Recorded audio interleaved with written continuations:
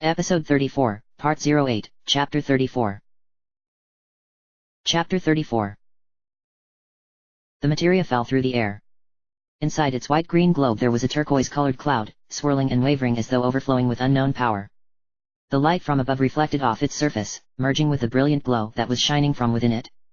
Time itself seemed to slow as it fell. The Mako ball hit the ground with a resounding clang, and bounced back into the air. The sound of its landing could be heard in every part of the Forgotten City, in every room and every tower. The materia bounced again. Each bounce took it closer to the edge of the podium. Its next bounce took it right over the edge, and the materia disappeared from the views of those standing on the platform. Those not on the platform could see it still, watching in silence as it dropped from pillar to pillar toward the water, the aura of light surrounding it lighting its path. When it finally bounced from the last pillar, it fell into the water, slipping beneath its surface and leaving just a small ripple behind. The materia sank into the dark water, its glow of light fading and fading until it could no longer be seen. The materia was gone.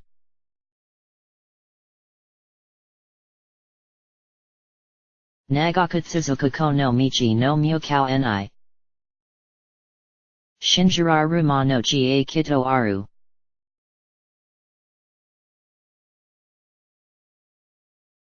Cloud caught Eris as she fell. She landed lifelessly in his arms, her eyes closed as though in sleep. She looked as if she could be asleep. Her face was smooth and peaceful, her eyes gently shut and her mouth set in a peaceful smile. But no breath passed through her lips. No pulse of life ran through her veins. Cloud held her gently in his arms, leaning over her face, searching for any sign of life within her. "Eris?" he asked. Eris did not answer. Her body lay limp in his arms, her head tilted away from him. Long lengths of her brown hair were strewn across her smooth face. Tightening his grip on her hair and arm, Cloud shook her gently, unable to believe that she was gone. He choked. "This can't be real." Behind him stood Sephiroth. The son of Genova stood still, his arms raised valiantly to the sky. His Masamune was still in his hand, bloodless, just as Eris's fatal wound remained bloodless. Sephiroth's face was euphoric, reveling in the feelings he obtained as a new spirit drifted toward the planet. "Do not worry," he said. His voice was startlingly gentle, like a mother soothing a wounded child. "Soon the girl will become part of the planet's energy. All that is left is to go north. The promised land waits for me over the snowy fields. There, I will become a new being by uniting with the planet. As will this girl." "Shut up." Cloud was horrified to find that he was shaking. Angrily he bit his lip and tightened his grip further, forcing the shakes to stop. When they were under his control, he looked at Sephiroth. "The cycle of nature and your stupid plan don't mean a thing. Eris is gone." He looked back at the woman lying lifeless in his arms. "Eris will no longer talk, no longer laugh, cry, or get angry.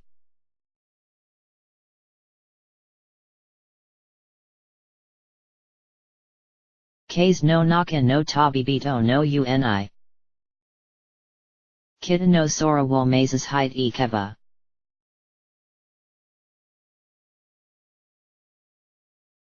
Unwelcome tears filled his eyes. Cloud pulled Eris close to him. He held her as close as he could, hoping that in some way his own wish for her to live would bring her spirit back from the planet, make her heart beat again. Nothing happened. Cloud buried his head in the soft fabric of her jacket to hide his tears. "What about us?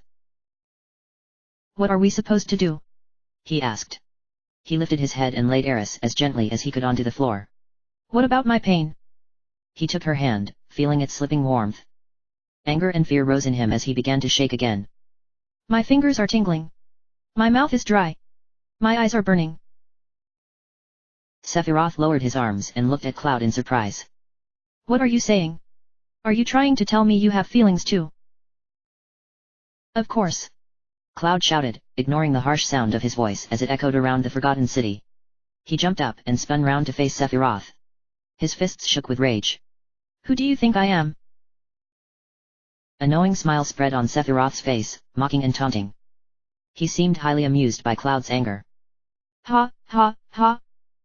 Stop acting as if you were sad," he laughed. "There's no need to act as though you're angry, either." Sephiroth spread his arms and levitated into the air. He hovered about 2 meters off the ground, just out of Cloud's reach. He looked down at the ex-soldier, the mocking smile still on his face. "Because, Cloud, You are. Suddenly Sephiroth spun in the air and flew straight up, vanishing in the green light. Seconds later a small speck of black appeared in the center of the light, growing larger as it fell, and dropped by Cloud's feet. It was a piece of dismembered flesh, flopping and twitching as it tried to crawl rapidly toward him with non-existent claws. Cloud recognized it at once, another piece of Genova. The dismembered arm suddenly convulsed, its floppy flesh hardening into rock. That flesh then split open with a crack, unleashing, like before, beams of purple-black light that waved around wildly. Once more abnormally dark blood began to creep out of the glowing wound, sliding across the podium and dripping steadily over the edge and down the sides. The blood hissed as it touched the water. The arm sizzled and bubbled as the light engulfed it, growing larger before Cloud's eyes. A tall, familiar shadow could be seen inside the light, looking this way and that. Two small red eyes opened and peered out of the darkness, focusing on Cloud. The light faded.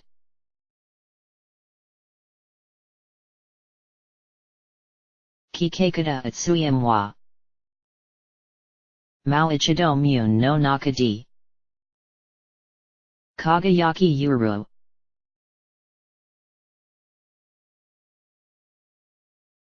Genova looked different from before. The flesh was redder, as though more blood pumped through its veins, making it seem more alive. More folds of loose flesh hung around the base of its body, folding like a dress made of pure fleshy tissue. It still had only one arm, the tentacle-like strands making up its other side wriggling attentively. All wounds from the previous battle had vanished. She was completely reformed. Genova looked down at Cloud as Sephiroth did, mocking and unkind. She stepped forward, her folds of skin rustling sickeningly. Cloud staggered backward and fell to the floor. His hand groped wildly for his sword, which he had dropped when he rushed to take hold of Eris as she fell. The Buster's sword was out of reach. He forgot about the Murasame still strapped to his back. Genova loomed over him, drool dripped hungrily from her thin mouth. She reached out to him with her one good arm, its tail-like tip twitching in anticipation. Remembering his other sword at last, Cloud whipped it out and swiped it in front of him. Genova recoiled in pain and screeched, the tip of her tentacle arm missing. Blood, a mixture of black and red, sprayed from the open wound. Cloud rolled out of the way. He pulled Eris's body with him, keeping her out of the way of the battle. Gunshots, growls, and the sound of a chainsaw were behind him. Barrett and the others had made their way across the pillars and were joining in the battle. Cloud laid Eris down in a safe spot against the edge of the podium and then ran back to fight with the others. The others were fighting fiercely, their anger exploding into a rage none of them had ever felt before. Barrett, with his hatred of the Shinra for destroying his beloved hometown and killing his wife, had ever felt hatred such as this. Even Vincent, ever calm and mysterious, wore an expression of anger as he leapt through the air toward Genova and fired his gun.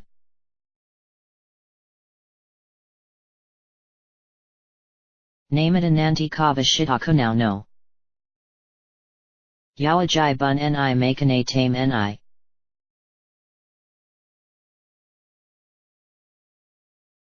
A flash of yellow light lit up the podium as Sid summoned the lightning god Ramu into the fray. A bolt of lightning struck the water and the god appeared, hovering just a few feet above the water. Although elderly and frail in appearance, powerful electrical energy crackled all over him and made the water beneath his feet ripple. In the old man's hand was a wooden staff that flickered with electrical energy.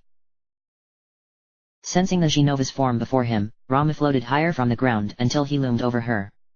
He raised his staff. Electricity began to flicker and crackle around it, as though the staff were drawing in power from the very air around it. Ramu waited until the staff was brimming with power before hurtling it down away from him and toward Genova. Genova stiffened as the staff struck, and her screech was cut short into a choking croak. For a moment she froze, paralyzed by the lightning that whipped around her. The scent of burning flesh filled the air, and it was not a nice smell. Ramu was not the only summon called in to battle. Vincent had summoned Odin, a powerful dark knight who rode upon a terrible stallion. This dark knight was riding on an invisible path through the air toward Genova as Rama's staff electrified her body. While Genova was paralyzed and unable to move, Odin struck. His large, thick-bladed sword struck Genova in her side, slicing through the rubbery flesh that made up her right shoulder. The giant, claw-like limb was pulled back as the sword cut, sending showers of blood through the air. Then the limb was torn free, ligaments snapping, and fell to the floor.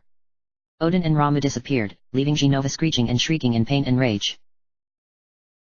Genova turned her head and saw Red 13 running across the pillars, preparing an attack on her face. Genova made a guttural growl. A bright blaze of blue light flared before her eyes and a beam of light fired at Red 13. The hound was hit square in the chest and flew back with an agonized howl. He hit the path beyond the podium and skidded across the floor, slamming into the far wall. Smoke rose from his fur and a painful wound burned on his chest. Red 13 tried to climb to his feet, staggered, and then slid to the floor again, his tail light dim.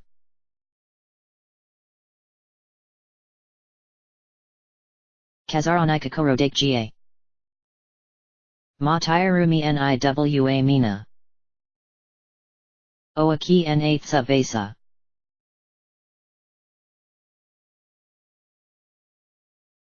Red 13.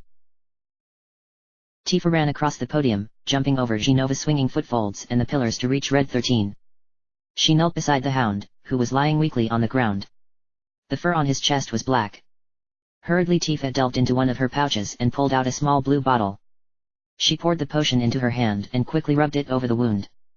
Red 13 winced. The potion sank into the wound, which began to close almost instantly. Red 13 looked up at Tifa feebly and smiled. The battle against Genova was becoming more intense. More attacks from Odin, Ramu, Ifrit, and Shiva had opened up more bloody wounds. Genova was now missing both her shoulder limbs, her left side burned to a crisp by Ifrit's flame. Barrett completed the job. His summon started with his chainsaw, slicing through the crispy flesh till it fell to the floor. Genova's tentacle strands tried to grab him as he dropped, but Barrett sliced them away. The summon Yuffie obtained from Wutai proved to be useless against Genova. When Yuffie summoned the water snake Leviathan and showered her with a tower of water, Genova simply shook the water off and struck back with a blue flame that almost burned Yuffie where she stood. The ninja leaped aside in the nick of time, although the flame seared her left ankle. Genova was attacking wildly now, sending sheets of blue flame in all directions as she tried to kill the group quickly. Every so often she would breath in deeply and send bubbles of ice-cold water after them. She hit Cat with such a bubble, and the robotic animal almost fell from the edge of the podium into the water. Luckily Cat managed to grab the edge of the rail and pull himself to safety.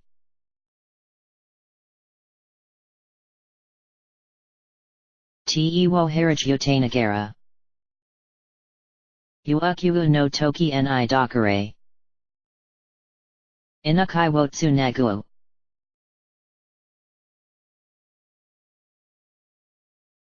Suddenly the ground beneath Genova's feet shook wildly as Yuffie tried another magic available to her. Deep cracks burst open at the far end of the podium and formed around Genova.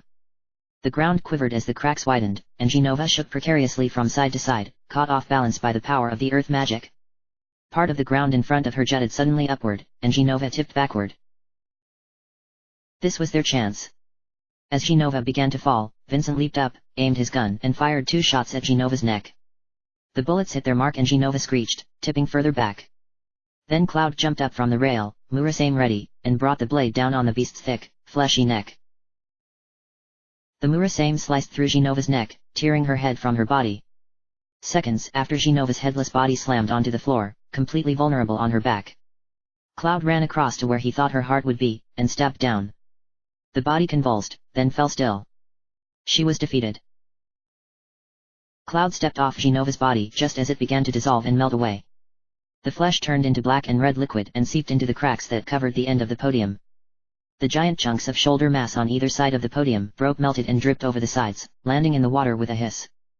The last to disappear was Genova's head, which looked up at Cloud through menacing red eyes. Even as the head began to dissolve, Cloud heard a woman's cold, ominous voice speak softly inside his head. "Because you are a puppet. I'm a puppet."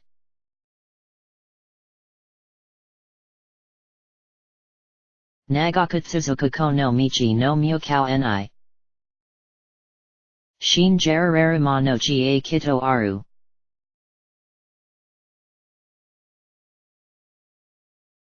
The voice did not answer. Cloud was about to call out and demand an answer, but Genova's head had completely dissolved. Angrily Cloud turned, but stopped as he saw that everyone had gathered around the body of Eris as she lay propped against the railing. The ancient's head had slipped forward and her long hair had fallen over her face. Tifa knelt beside her. Everyone was silent, unsure of what to say or do. Yuffie was the first to approach Eris. She stood next to the ancient and held her hands together over her heart, lowering her head in the respect and reverence that was Wutai tradition for a fallen warrior. Her prayer over, she turned away and walked over to Cloud. She looked up at him, her brown eyes filling with tears. Suddenly she flung herself at him, wrapping her arms around his neck and burying her face in his shoulder, shaking her head and crying loudly. Cloud held her gently until the tears slowed and Yuffie stepped back, rubbing her eyes and taking deep breaths to compose herself. She failed and ran from the podium, choking back her tears.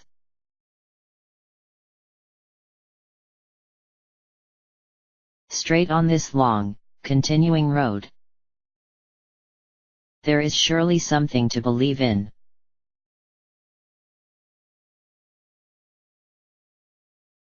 Cloud watched the ninja run, then looked down as he saw Red 13 walking slowly past him. The hound was silent, although Cloud could see that the fur around his eyes was wet. Red 13 looked back at Ares' sleeping face one last time before jumping onto the pillars.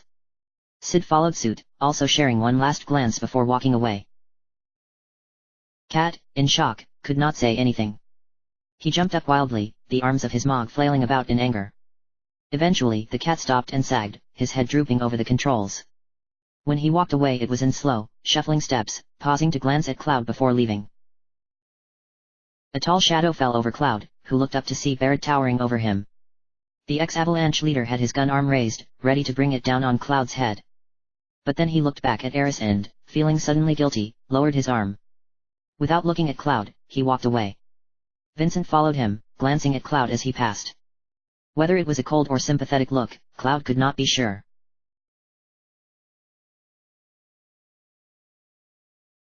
Like a traveler in the midst of the wind,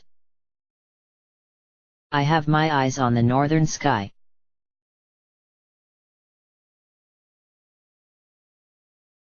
Tifa still knelt beside Ares.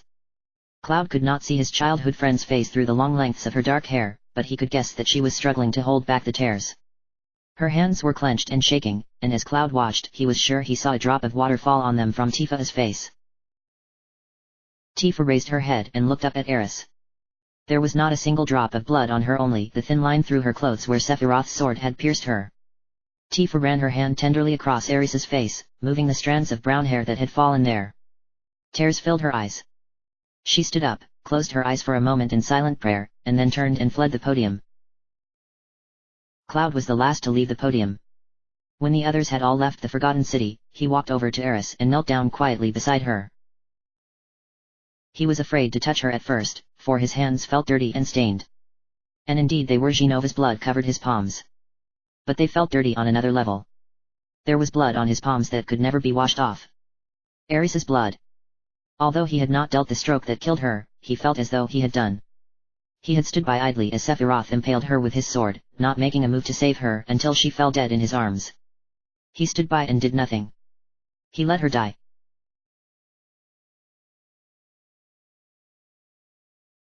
The passionate feelings that were beginning to vanish once again sway radiance in my chest.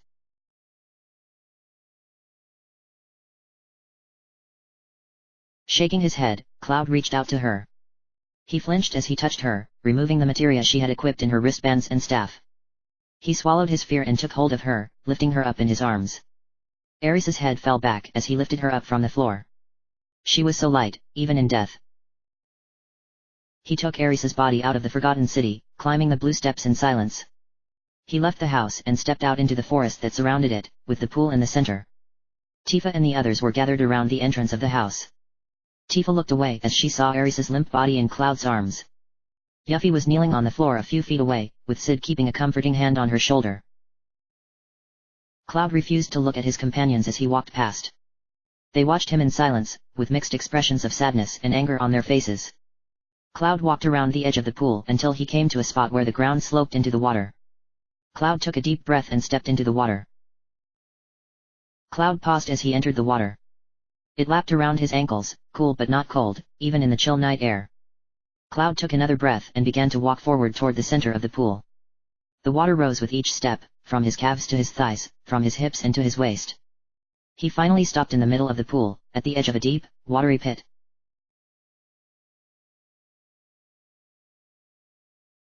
I don't want the tears to spill, as so not to lose to my weaker self.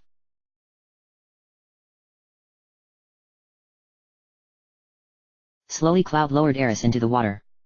He released her and stepped back, feeling a twinge of pain as he watched Eris's float upon the surface before beginning to sink into the water. He watched as the water rose above her clothes and across her neck. Then the water slipped over her face. The water took her down, and as she fell Eris's hair fell completely free of its braid and flowed out around her shoulders and back. Her hands unfolded from her chest and flew loosely around her sides. She floated deeper and deeper until the darkness of the water claimed her, carrying her from sight. And as Eris disappeared into the water, the memory of Kat's past prediction echoed in Cloud's mind. What you seek will be yours, but you will lose something dear.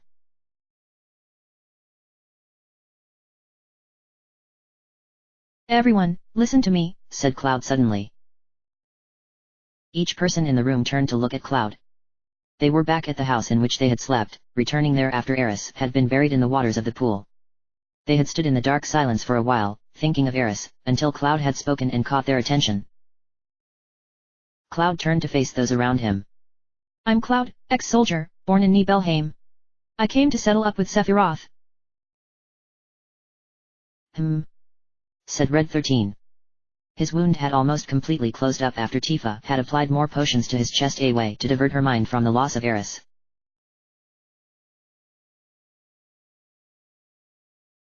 In eyes holding only an unadorned spirit. There are great, unseen wings.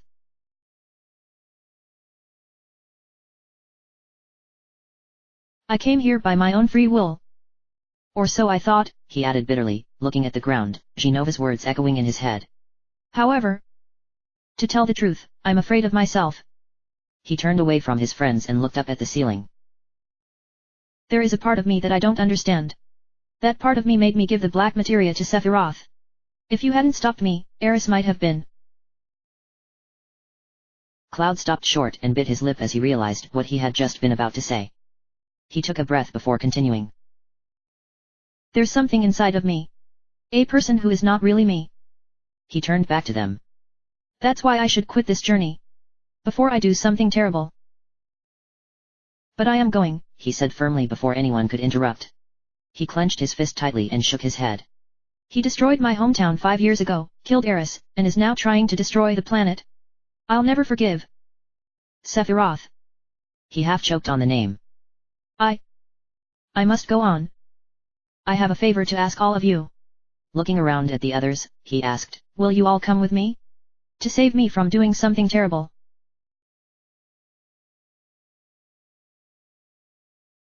I open my arms while singing. To embrace the perpetuity of time. To be tied to life.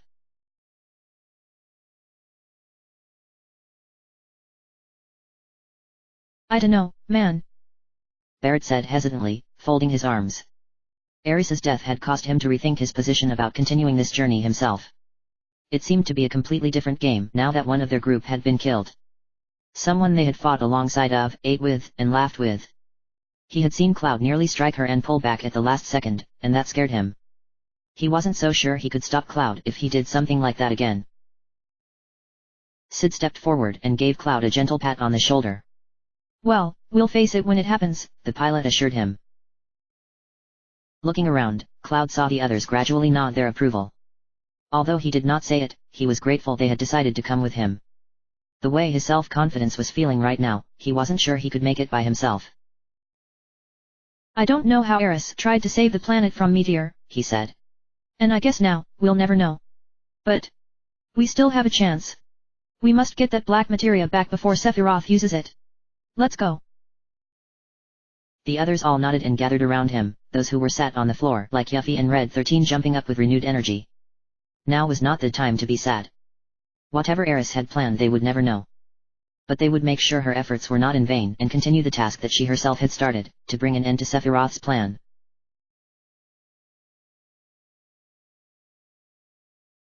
Straight on this long, continuing road. There is surely something to believe in.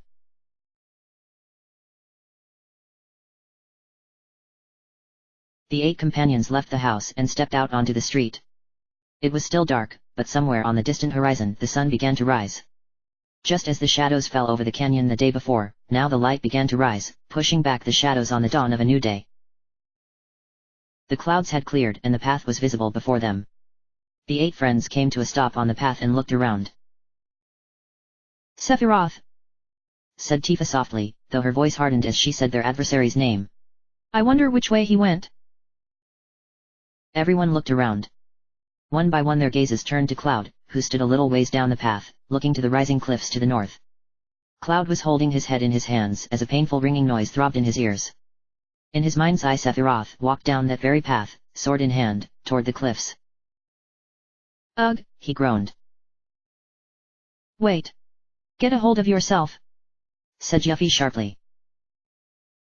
Cloud shook his head and opened his eyes. Sephiroth was gone. But the memory was still there. The path had been given to him. Sephiroth said to me. Head north.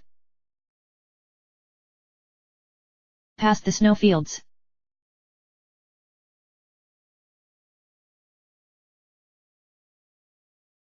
End of Part 8. Part 9, The Birth of Weapon. End of chapter. Episode 35, Part 09, Chapter 35. Part 9, The Birth of Weapon. Chapter 35. 4 days after leaving the Forgotten City, Cloud and his friends finally arrived at the remote ice village known as Icicle Inn. The journey ended up being twice as long as it needed to be, thanks to the abrupt appearance of snow as they left the Coral Valley and entered the snow fields. Blistering cold winds and almost thigh-high drifts of snow had slowed them considerably. Frequently they had to stop and warm themselves up, else they would have frozen and died in the bitter cold. The Icicle Inn was built at the peak of a long, snowy slope in the middle of the snow fields. The village began its life many years ago as a single inn, built for travelers who were heading further north for expeditions into the Great Glacier and the unknown mountains beyond. Over time travelers who gave up their treks settled down in the icy plain and built homes around the inn, turning it into a village. Cloud and his friends were filled with relief as they entered the village. They spotted the inn almost immediately nestled between a small house and a large house on the east side of the village. Most of the group headed straight there, except for Cloud, who went to the weapon store on the west side to exchange his Murasame for another new sword. Under no circumstances did he wish to handle any weapon that even vaguely resembled the sword that killed Eris. It was strange traveling without her, Cloud thought as he purchased the new sword, Organics. Strange. And empty.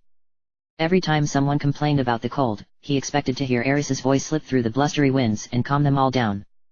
When the Bandersnatch wolves attacked in the snowfields, Cloud imagined her fighting beside them. She still had that determined look in her eyes as she fought with her staff, glancing back once in a while to show that she was okay. But she was not there. He would not see Eris's cheerful smile anymore. That smile was forever lost to the dark depths of the water. And it was all because of Sephiroth. No, Cloud said silently. Sephiroth was not entirely to blame. The fault was mostly his own. He let Eris die. He should have sensed Sephiroth's presence nearby, sensed the danger that was coming. Instead, he just stood and watched as Sephiroth fell from the heavens and ran her through, ending her life. Watched as she was so senselessly killed. The image of Eris's eyes, wide in shock and fear as the mass immune coming out of her waist, would never leave his memory. Nor the way her eyes slowly closed as she fell into death. Cloud wondered. Was she in the live stream now? The others were waiting in the inn when Cloud arrived. They all huddled around the large fire near the entrance, absorbing its warmth. Seeing the fire made Cloud shudder with cold. The bright red and orange flames were black to his eyes. No warmth touched his skin. The fire was as cold as the snow outside. Seeing Cloud arrive, the others reluctantly pulled themselves away from the fire. The purchasing of the new sword and an unfortunate accident during the fight against the Bandersnatches the day before had left them a little short on funds. They could not afford to stay at the inn this day.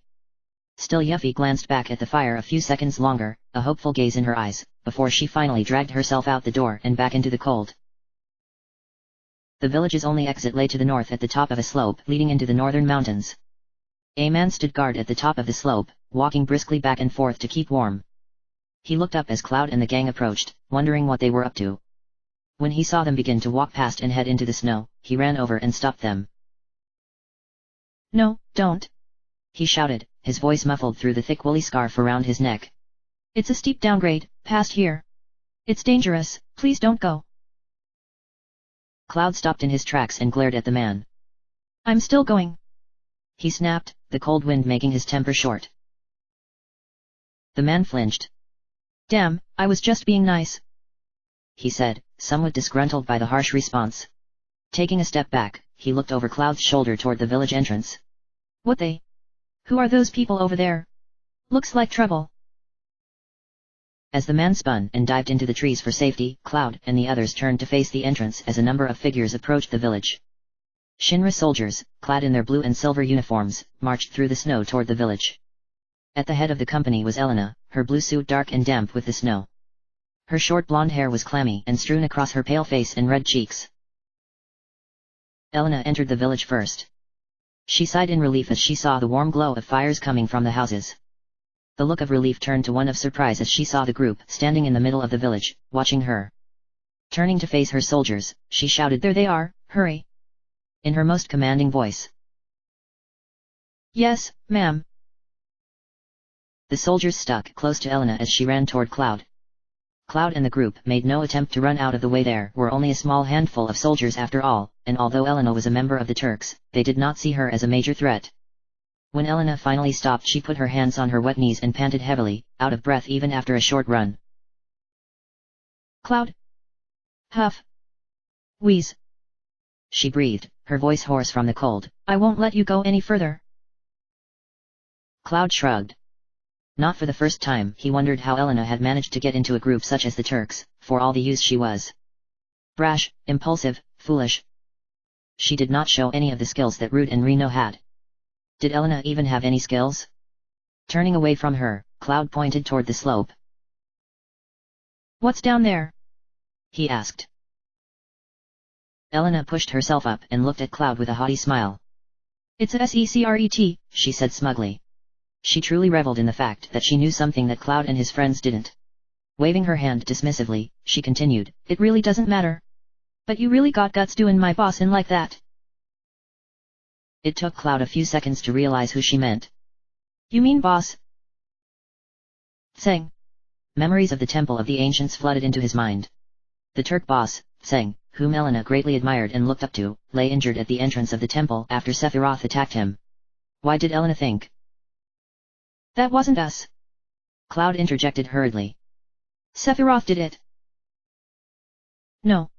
Elena barked, shaking her head. Her fists were clenched, knuckles snow-white, and she spoke through gritted teeth. Don't think you can fool me, liar. I'm not lying. Cloud said with a sigh. It was Sephiroth. Don't try to act innocent. I'll never forget it. Elena was shouting now, her body shaking with rage. Her eyes looked at Cloud with sheer fury. Her anger made her warm, and all that anger was directed solely on Cloud. She had found Tseng unconscious in the temple's entrance, a blood-stained bandage around a gaping wound. Though Tseng was now recovering safely back at Shinra HQ, she vowed she would get revenge on the ones who caused him to suffer so. Elena had firmly convinced herself that Cloud, or someone in his party, had dealt Tseng that stroke that almost killed him. There would be no dissuading her. Realizing that Elena would not back down, Cloud sighed again. Oh, man. He groaned. Elena crossed her arms and tapped her foot thoughtfully in the snow. Looks like talking alone won't cut it, she said. Nodding to herself as she made up her mind, she clenched the fists once more and raised them in a clumsy martial fighting stance. You're going to feel some pain. One of the soldiers behind her stepped forward. Just you. And me. No, Elena interrupted, thrusting out one hand to block the soldier. I can handle him. She locked gazes with Cloud. There's no way he can avoid my punch.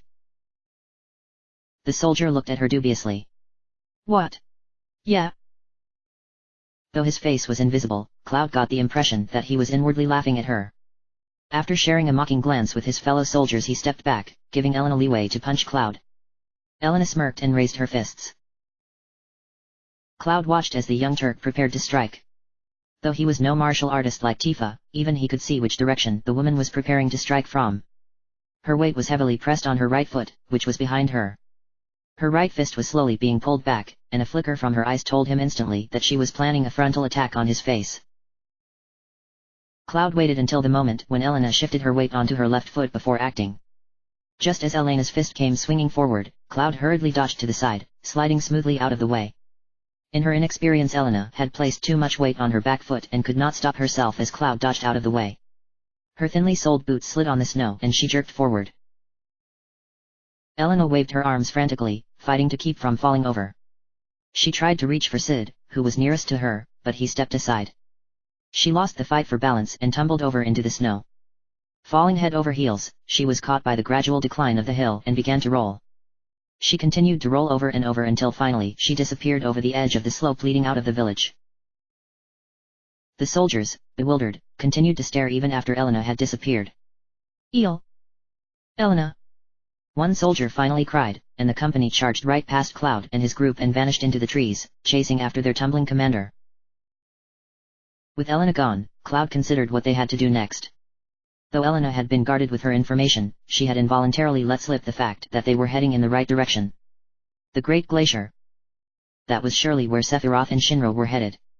Why, he did not know, or care. All that mattered was finding Sephiroth and ending it once and for all. For Nibelheim. And for Eris. First there were a few preparations to make. As the man guarding the slope had so rightly warned them, it was a steep decline into the mountains. With any luck Elena's soldiers would catch her before she fell too far. But down that slope was their only route. They had to get down somehow. A young boy in the village found a way to solve this problem. The boy had recently bought a snowboard, but lost interest in the hobby after injuring his knee riding down one of the small slopes in the village. He was thankful to get rid of the board, along with his fretful mother, who threw in the goggles as an extra thank you. The others found their own solutions to the traveling dilemma. Barrett, after promptly refusing to ride a snowboard of any kind, settled with a middle-sized sledge he found propped against the weapon shop. The girl inside the store told him it belonged to her grandfather, who was too old to sledge now, and as she had no interest in sledging she gave it to him. It was a little too small for his bulky frame, but after some maneuvering he managed to get into a sitting position. Sid and Vincent, after some searching, found some more snowboards that were willing to be given away. Tifa and Vincent claimed those. Yuffie borrowed a pair of skis from the large house on the east side, as well as producing a map of the Great Glacier, which she also borrowed. Sid found another sledge, which he shared with Katshi after a debate over whether the stuffed Mog body should be left behind.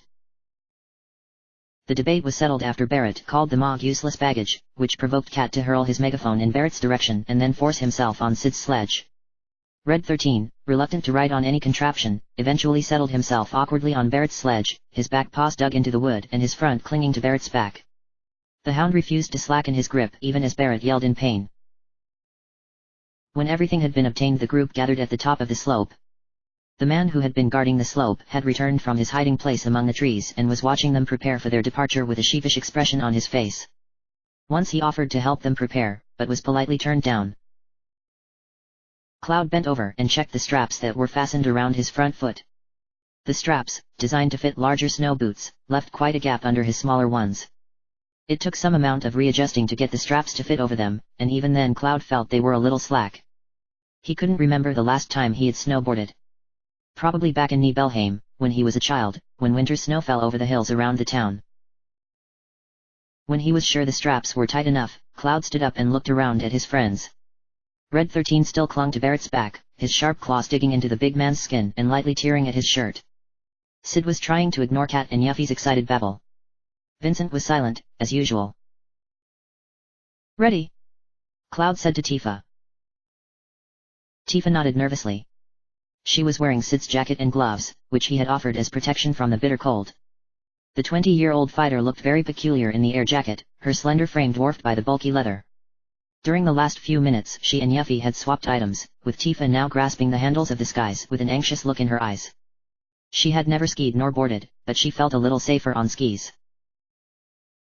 "I'm ready," she replied, trying to hide the tremor in her voice. She turned the skis hesitantly to face the slope. The steep decline loomed before her. She swallowed nervously. It was a long way down. Even so, she just gripped the skis tighter and frowned, refusing to let her fear overcome her. Cloud smiled faintly. It was just like Tifa to be brave when she was faced with the unknown. Thinking of that very nearly recalled a distant memory from their childhood, but it slipped just out of Cloud's reach before he could grasp it. Whatever. It wasn't important anyway. Besides, they had more important things to do. Like catching up with Sephiroth. Cloud turned back to the slope. Pulling the snow goggles over his eyes, he cautiously slid forward, his back foot pushing the board forward. He stopped at the tip of the slope and looked down, his heart almost catching in his throat. The slope was steep, though not as steep as he had first expected. There were flagged checkpoints marking the path down, but they would not matter once they started moving. Be careful! The man behind them called, just as Cloud pushed himself away from the edge. The board tipped over and in a second Cloud vanished from view. The wind was the first thing to hit Cloud as he began to slide down the slope. The Arctic air hit him like a slap across the face, only this was all over his body. Within seconds his arms and face were stinging as the wind and harsh flakes of snow stabbed into his skin. It hit him so hard and so suddenly that Cloud almost fell back off his board. At the last moment when he would have fallen backward into the snow, Cloud leaned forward, pushing his body weight forward to keep him balanced and moving forward. Before him the slope was a sea of white. The sky, the ground, everything was white to his vision. He could only just discern the ground from the sky, and could only just see the brightly colored flags that guided his path. Bright bullets of red, blue, yellow, and green zipped on either side of his vision, barely visible. Hurriedly Cloud leaned back a little on his board, trying to slow his descent. It helped, but not by much. The first turn appeared before Cloud knew it was coming. He suddenly saw the blue and red blurs turn sharply to the right, and Cloud only just shifted his weight to the right in time. The board delved into the snow as it turned steadily, only just missing the rocky gray-white wall of a cliff. The wall of rock appeared in Cloud's vision so abruptly that he cried out, although his voice was lost to the snow and wind. Opening his mouth to yell was a big mistake. The cold air flew into his throat and lungs, startling his senses so much that he coughed. The involuntary movement caused his body to shudder, and thus made the board jerk and shift to one side. A sharp stab of pain hit Cloud's right elbow. Swiftly Cloud leaned to his left and pulled away from the cliff wall. A trickle of something warm slid down his arm. A blur of color zipped past him, and Cloud saw Yuffie's blurred form suddenly glide past him. The young ninja was having the time of her life, gliding down the slope with ease and leaning forward to gain extra speed. She cried out in joy as she passed Cloud, cheering how she was in the lead. Cloud did not hear her words. The sound of the wind rushing past his ears drowned out any perceptible words she may have been shouting. Yahoo! Yuffie shouted as she sailed forward. This race is mine! Yuffie leaned forward some more, and the board sped up. She knew this was not a race, but she was so caught up in the thrill of snowboarding that she forgot what they were supposed to be doing. She moved almost expertly down the hill, tilting her body against the rushing wind and feeling it scrape across her skin as she took turn after turn in her stride. She left Cloud and the others far behind her, lost in her race. Yuffie! Called Cloud. The ninja could no longer hear him, however, and she disappeared beyond one of the Y turns. Cursing under his breath, Cloud tried to tilt his board toward the left turn. He turned too late and had to swerve back to the right to avoid hitting the cliff face. He sailed down the right path, separated from Yuffie. Behind him the others were having similar problems. The sudden Y-turn caught them off guard, and each turned different ways to avoid the collision. Barrett and Red 13 swerved to the right, along with Sid and Cat. Tifa, closest to Cloud, turned to the right to keep Cloud in sight. Vincent followed her, making his mind and turning right at the last second. Warily Cloud risked a glance backward to the slope behind him. Through the hurtling snow he saw Tifa and Vincent behind him. He could not see the others, which meant they had turned left instead of right. Cloud cursed again and focused his attention back on the path in front of him. The slope was leveling out, though Cloud had no time to be thankful. The path opened up into an open plain filled with sudden rising slopes designed for jumping. The first jump Cloud could not avoid, and before he knew it he was 10 feet in the air, the ground zipping past beneath him. He braced himself for the landing, tilting his board slightly backward to slow his descent. The snowboard hit the snow with a thud, sending a painful shockwave up his right arm, which was going numb. Cloud wobbled from side to side, spreading his arms to keep from falling over. The wind pressed against his arms and still Cloud struggled to keep his balance. Somehow he managed it, just in time to avoid the next jump. Tifa, still close behind Cloud, was finally getting used to the feel of skiing. On the slender skis she had first fought to stay upright, especially at the first turn where she tilted too far and almost fell over into the snow. Now she had gained most of her momentum. She tucked the handles under her arms and was gliding forward with ease, her knees slightly bent and head forward to face the wind. She was feeling so courageous now that she decided to try one of the jumps. Swerving to the left, she headed up one of the middle-sized slopes. When she leapt off the edge, she kept her feet together and kept the skis at a secure angle, arms fixed by her sides as she glided through the air. When she landed with ease, her skis landing almost smoothly back into the snow. Elsewhere on the mountain slope, Yuffie was continuing to have the time of her life. She had left the snowy slope now and was boarding rapidly through a tunnel made entirely of ice. She cheered loudly as she sailed across the icy floor, her voice echoing off the rugged ice walls. Somewhere behind her, the parties on the sledges were having a difficult time directing themselves through the mountain slope. More than once they grazed the cliff walls, and more than once Red 13 howled in fright and clung to Barrett's back, making him almost lost his grip on the sledge. Sid and Cat eventually took the lead, with Cat shouting back directions through his megaphone. By the time Cloud reached the end of the slope, he had no idea where he was or what was happening. He felt as though he had been snowboarding forever. His skin was so cold he could barely feel his fingers, and he could not feel his right arm at all. At the foot of the slope, the path became thin and sloped suddenly upward, heading up into the air above a long drop. It was one of many drops, each ending in different places across the mountainside. Cloud spotted the jump at the last second, and braced himself for the jump. The board reached the edge and sloped upwards, sliding off the edge and sending Cloud up into the air. Cloud looked down through his snow-covered goggles and was startled to see the height of the drop beneath him. Directly beneath him was a large clump of trees, surrounded by snow. Cloud hit the top of the trees first, his board skimming across the tip of the canopy. He sailed past the tree and dipped beneath the leaves, landing on the ground with a thump. The force of the landing caused him to finally lose his balance and he toppled backward, nearly catching his ankle underneath the edge of the flailing board. Turning onto his side, Cloud skidded and rolled across the snow. He could not see anything as he rolled over and over apart from flashes of white and brown, which meant nothing to him. He was eventually stopped when he slammed into the side of a cliff, forcing the air from his body and making something crack and snap loudly. For a few minutes Cloud did not move, lying half buried in a drift of snow piled up against the cliff. Cloud rolled onto his back. His body ached all over from the landing, though thankfully the cold numbed his body enough that he did not feel the pain much. The snowboard lay broken at his feet, cracked clean in half during the crash. Cloud looked up at the sky in silence, breathing deeply. When he caught his breath, Cloud slowly sat up, reaching down to unclip the broken snowboard. Once the board was off he stood, groaning as his body ached. The cold hadn't numbed him totally. Near to where he landed, Tifa and Vincent were also climbing to their feet, covered in snow but appearing otherwise unharmed. Ugh! Cloud moaned. He staggered away from the cliff wall, brushing the snow from his arms and clothes. I guess we're still in one piece. Everyone all right? Yeah, somehow, Tifa replied. Her skis lay in a shattered heap by one of the trees, Tifa having unclipped them seconds before she crashed into the trees. So where did we land? Cloud asked, looking around at their surroundings. They appeared to be at the edge of a small forest. There was no path as such, other than one made from natural grooves in the ground where the falling snow dipped slightly. Cloud could see more patches of snow beyond the forest. Looking above, he could not see the slope they had jumped from. Looks like we've jumped pretty far, he surmised, shielding his eyes from the glaring sun. Oh yeah, we got the map right? Asked Tifa. Let's look at the map. Cloud nodded and pulled out the map, which he had liberated from Yuffie's possession before setting off, an act for which he was thankful for now. When he pulled it out, he rubbed his arms vigorously. The air was colder down here. It sure is cold, he said. We'll freeze if we stay here any longer. Tifa and Vincent nodded. Even in Sid's jacket, Tifa could feel the cold nibbling at her skin. Vincent's face was impassive, though even he must be feeling the awful cold. Cloud opened up the map and looked down before beginning to lead the way through the forest and, hopefully, to somewhere warmer than where they were now.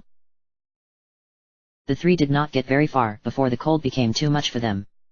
Soon after they left the sheltered forest and stepped out into the windy open plains of ice and snow, the temperature decreased rapidly. Tifa was the first one to fall victim to the cutting cold. They were halfway across the first icy plain when she suddenly collapsed, falling onto the hard ice floor. Cloud tried hard to rouse her, shaking her and rubbing her face and legs to warm them up. But Tifa would not wake. Eventually Vincent wrapped his cloak around her for extra warmth and lifted her up, carrying her across his back through the snow. Cloud was the next to fall. His injured arm, covered in dried, frozen blood, slowed him considerably. He and Vincent had just crossed a large pool of heated water when a sudden wave of dizziness and nausea overcame him. His vision faltered and he staggered with each step. The next thing he knew, the ground was rushing up toward him and he could see Vincent's feet running toward him. Then his vision went black.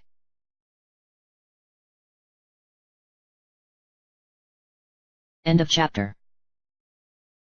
Episode 36, Part 09, Chapter 36. Chapter 36. Cloud finally awoke to the invigorating scent of hot coffee and ginger biscuits. A bright ray of light streamed in through a small window, landing right in his eyes.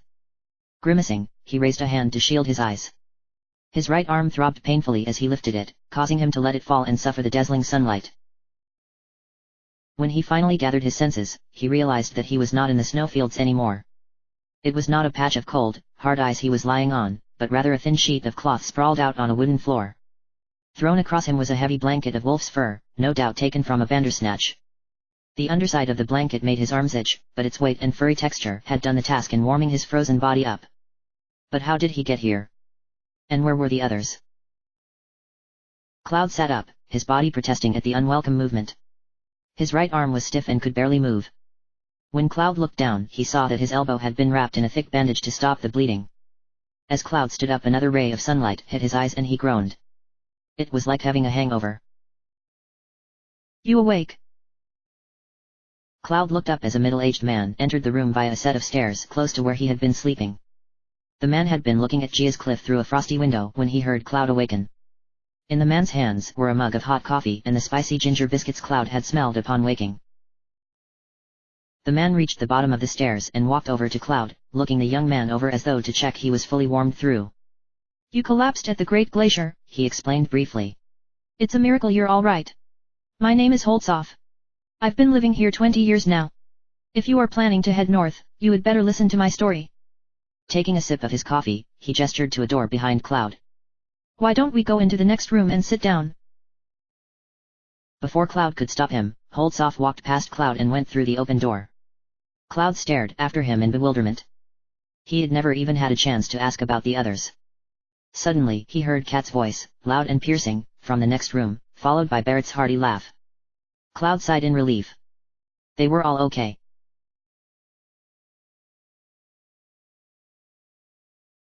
You ever hear about those who challenged the cliff? Holtzoff asked once everyone had settled in the living room. Mugs of coffee and ginger biscuits had been handed out to everyone who could have them. Now they all in front of Holtzoff, waiting to hear his tale. Cloud glanced around at the others before answering. No, he said. He winced as Tifa undid the bandage around his arm and began to apply some potion liquid to the wound. The collision with the cliff wall had opened the graze up into a long, bleeding gash down the back of his arm. The cold air had frozen the blood and stopped the bleeding, but now the wound began to close and heal as Tifa rubbed the liquid on. There's an old legend that something fell from the sky here a long time ago, began Holtzoff. That's what's supposed to have pushed the land up and formed this cliff. 30 years ago, Yamsky and I took this cliff on to see what was on the other side. But we weren't prepared for it. We did expect the temperature to be low, but on that cliff, there's always a biting cold wind. The cold air lowers your body temperature. Yamsky was below me. He cut his own rope. And I didn't even notice. Holtzoff paused for a moment in remembrance of his friend, and took a sip of his coffee. The group waited until he could continue. Ever since then, I've settled here, continuing to challenge this cliff, and provide warning and shelter to my fellow climbers. Now Holtzoff looked around at the group of 8 before him, a very serious look in his slowly aging eyes. If you're going to climb the cliff, he told them sternly, there's 2 precautions you'll need to take. First, check your route. It's hard to find because of all the snow. Second, once you get to a ledge, make sure you warm yourselves up. Understand? He fixed his gaze on Cloud. Yes, said Cloud. He had had a taste of the cold air of the Great Glacier. Up Gia's cliff it was going to get colder. They needed to be as prepared as they could get. After gulping down the rest of his coffee and checking his now almost healed arm, he nodded to the others. His friends finished their drinks and stood, preparing to leave. Holtzoff watched them get ready. You must be used up a lot of energy getting up here, he observed. Better get some rest before you head out. There was an almost wistful look in his eyes, remembering the strength he had had in his youth. The companions said their thanks to Holtzoff, who in turn apologized that he was not able to lend them any of his old equipment. His ropes were frayed now, he said, and his cloaks were tattered and useless against the cold wind. Besides, he had added with a chuckle, he only had enough for one person, not 8. The companions had laughed with him before leaving the man's house and stepping back into the snow. The wind had not died down since they were last in the snow. In fact, it had increased into an even bitterer chill. The warmth of Holtzoff's fire and coffee fled them in an instant and they began to shiver once more. The 8 friends huddled together in the wind, their gazes turned to the mountain before him. Gia's cliff loomed before them. The tallest mountain on the planet, very few had managed to climb it all the way to the top. Those who did rarely returned, and those who did had often gone mad with the cold. Holtzoff was wise in the way he warned them the wind was bitter even here. Tifa hugged her chest and hopped from foot to foot, trying to keep warm. The only one not bothered, much, by the cold was Katshi, though some instinctive reaction made him want to shiver, too. You know, I've been thinkin', said Barrett suddenly. Cloud gave him a sideward glance. What is it? Barrett jumped slightly. Seeing a place like this, makes you realize how awesome nature is, he said. But, if anyone told me to live here, I'd tell them to. You know. He scratched his head. I tell you one thing, though, he continued, if I did have to live here, I'd change things round and make it better. I guess the total opposite of this would be Midgar. When you think of it that way, Shinra don't seem so bad.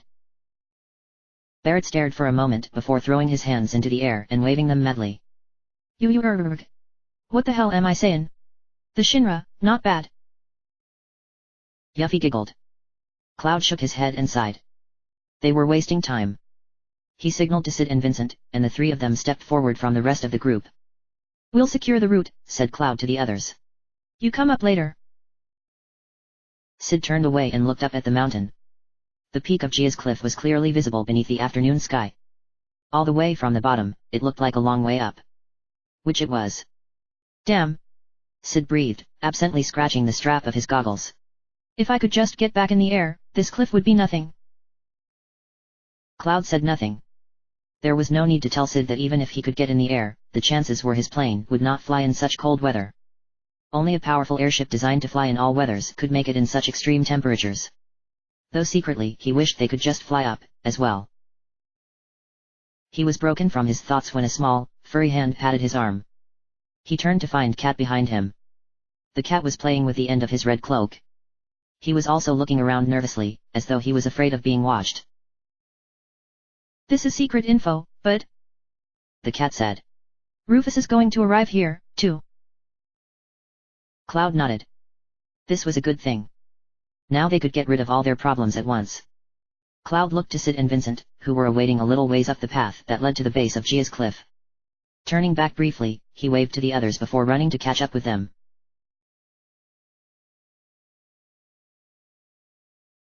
Goddamn, it's cold. Sid complained. I'd give anything for another mug of that guy's coffee. Or Shara's, for that matter. Even if it is as weak as water. He rubbed his bare arms vigorously. I wouldn't give my tiny Bronco, though, he added as an afterthought. I wouldn't give my baby for anything. He looked up the cliff. Y'all still owe me a new plane, ya hear me? The air pilot stood on the ledge 8 feet below Cloud and Vincent, stopping just for a minute to warm himself up before continuing the climb.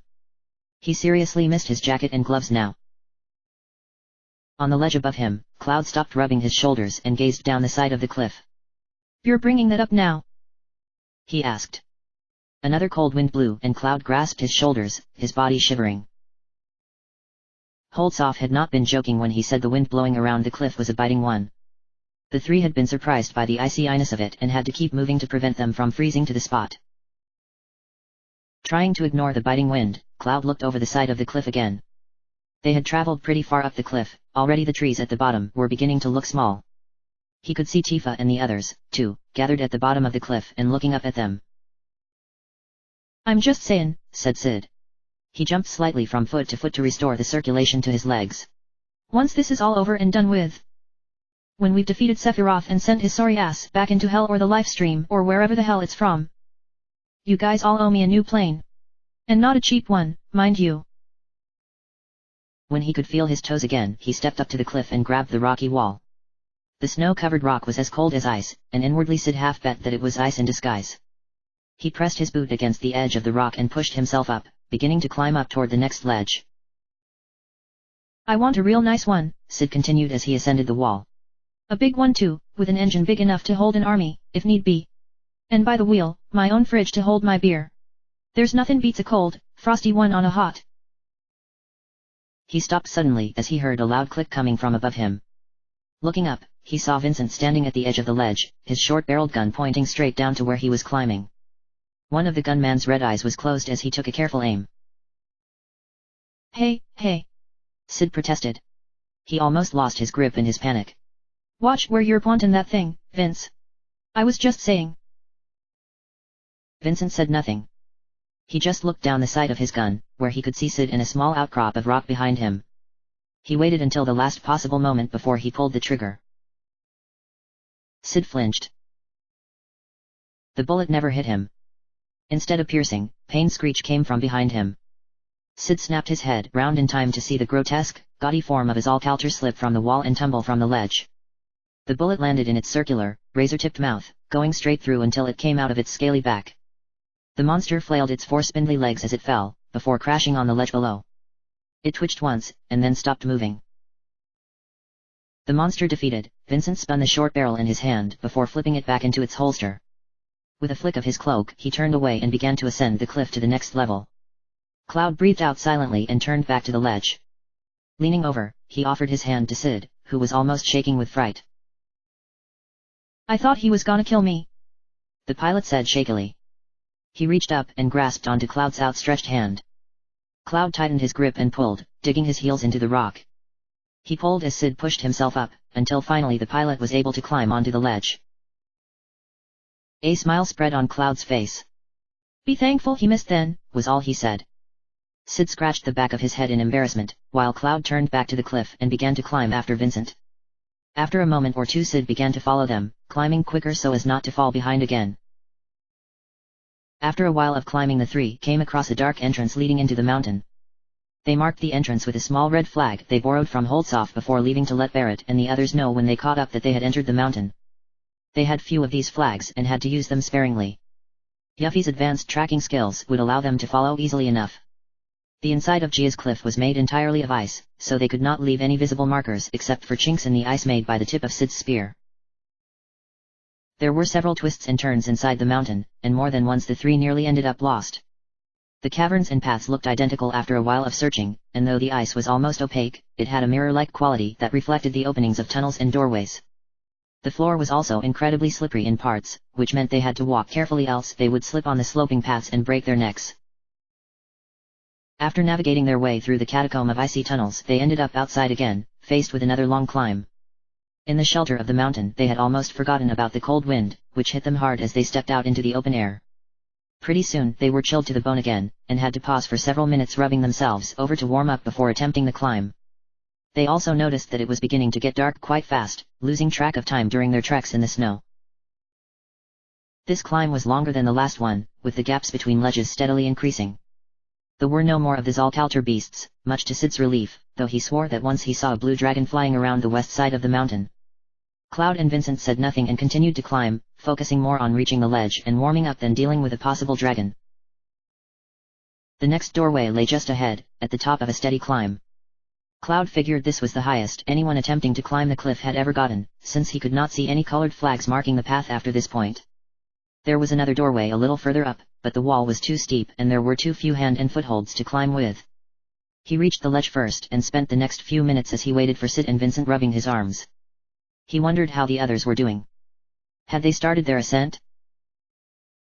Cloud and his friends were disappointed as they entered the mountain and stepped into the cavern. There was only one cavern with only two exits, both of which led back out into the cold. The exit to the right led straight into the cold and wound its way upward. The left exit was inaccessible, blocked by a large pool of icy water. A number of holes filled with water were scattered throughout the cavern. Well, looks like it's back into the cold, said Sid, crossing his arms. He nodded his head toward the right-hand exit. Where do you suppose that their door leads? Cloud walked across the icy cavern and peered out of the door. The wind seemed harsher here, and flakes of snow stung his face as he looked out.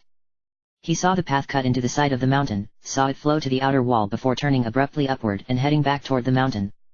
He stepped back into the cavern and looked up at the ceiling. There was an upper ledge near the ceiling, with a small doorway, and a lower ledge crossing the length of the cavern to another exit behind them. 4 giant icicles hung above them. There, I think, said Cloud, pointing to the doorway above them. The left path leads to the door we saw outside. He drew his sword. Stay here. I'm going up to cut those icicles down, and... Cloud stopped as a loud bang and a whoosh of air made him jump. Turning around he saw that Vincent had drawn his gun and was already firing bullets up toward the icicles. Sid then threw his spear up into the air. The spear lodged in the cracked base of the icicle, breaking it free of its hold on the ceiling and sending it crashing down toward the ground. The first icicle landed in one of the open holes, sending the water beneath its surface crashing and spiraling. Its force partially emptied the pool, blocking the left-hand door, revealing a small icy pillar. A few more gunshots and spear throws later, all 4 of the giant icicles had been broken down from the ceiling and now lay still in the holes built into the ground. The water in the pool had been drained away, and 4 tall pillars of ice now led the way to the door. A few bats lay dead on the cavern floor, after flying down to feed when the icicles fell away. Or we could do that, Cloud finished at last, placing his sword back on his back. The 3 jumped across the ice pillars and left the cavern through the exit. As Cloud had thought, the path outside led back into the cavern from above, and that in turn led back outside the mountain through the other open doorway. When they stepped outside, the 3 stopped to peer briefly down the side of the mountain to see if they could spot Tifa or the others climbing the mountain. They did not stare too long, it was a long way down to the bottom now. Once more they began to climb the mountain wall. The wind was still blowing, though if it had gotten any colder since they were last outside they could not tell, for their bodies were too chilled to notice anymore. Even Sid was too cold to complain about his plane anymore. Just when they were about to collapse from exhaustion, they reached the final ledge before yet another open door. As they stopped to warm their bodies, they looked up. The mountain peak was very close now, it was no more than 30, maybe 40 feet above them. Cloud leaned against the wall, his breath coming in short, white gasps.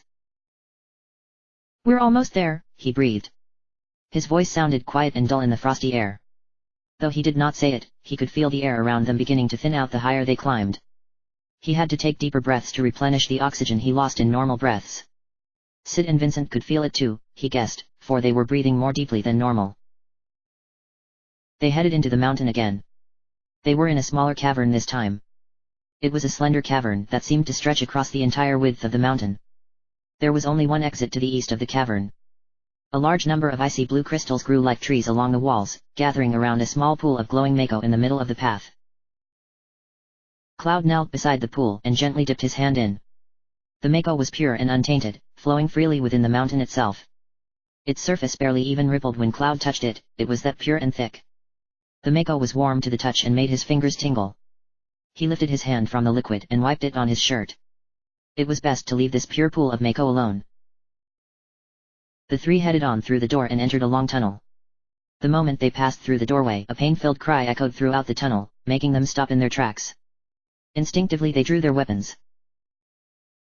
Seconds later another anguished cry filled the tunnel and a dark figure suddenly spiraled through the air, appearing from the exit on the other side of the tunnel. Cloud recognized him instantly as one of the black-caped men they had seen in Nibelheim and the Temple of the Ancients. The man crashed to the floor with a sickening crunch, and slid to a stop in the middle of the tunnel. Ugh! Urgia! The man moaned loudly. He tried to stand, but by the time Cloud and his companions ran forward he had fallen again. They did not need to check to see if he was dead. Before their eyes, the cloak surrounding the man began to fall, as though the body inside it was slowly disappearing. Within seconds there was nothing left but an empty cloak, and then that too vanished into nothing. As the last remnants of the cloak disappeared, the tunnel suddenly shook violently. Cloud, Sid, and Vincent gripped their weapons in their hands and faced the doorway, waiting to see what creature had slain the black-caped man. A head peered into the tunnel. One head, and then another. 2 heads, one with red scales and curled horns, the other with white armor across its head and muzzle, both joined by long necks to the same body. The shadow of a large body blocked the entrance to the tunnel. 2 short, thin arms reached in and gripped the wall as the heads loomed in, both hissing and screeching as they caught the scent of prey. As its eyes fell on the 3 in the tunnel, the heads roared loudly. At a sign from Cloud, Vincent whipped out his gun and quickly aimed 4 shots at the creature's twin heads. He fired in quick succession. He moved too fast for the creature's heads to react, and they recoiled in pain as the bullets were shot directly into its eyes. The two heads began to snake out of the tunnel. "Now!" shouted Cloud, raising his sword and charging forward toward the monster. Sid, taking Cloud's lead, hefted his spear onto his shoulder and ran forward to join Cloud in his assault. The monster, blinded by blood and bullets, could not see the attack coming. In a desperate attempt to defend itself, it jabbed its two heads forward, snapping its jaws hungrily. Cloud and Sid dodged the biting jaws and skidded to a halt in between the monster's long necks. Together the two thrust their weapons forward, stabbing spear and sword into the thick, rubbery flesh. The monsters roared loudly as blood spurted from the wounds, struggling to move and free their necks. Cloud pulled his sword out of the right side head and quickly brought the sword down, attempting to sever the head from its body. The sword sliced almost cleanly through the monster's head and it fell to the floor, writhing and slithering. Instantly Cloud turned and brought his sword down on the other head. The monster was already pulling back after feeling the pain from its other dying head. When Cloud brought his sword down, it struck the hard metal from its white armor, making a huge dent before cutting through into its skull. The monster died almost instantly, choking out a gurgle before finally dying. The body of the schizo, devoid of life, began to tumble back away from the tunnel entrance. Its clawed hands lost their grip and fell from the tunnel as its large bulk fell backward over the ledge. The last the three saw of the monster was its body as it fell from the mountain, crashing into the wall and rolling down the rocky slope toward the ground far away. The three stood at the edge of the tunnel, looking down as the monster disappeared from view. When the monster was gone, they lowered their weapons and began to head out of the tunnel and back into the cold. They were just about to step out of the tunnel when a familiar voice called out to them from somewhere behind them. "Hey!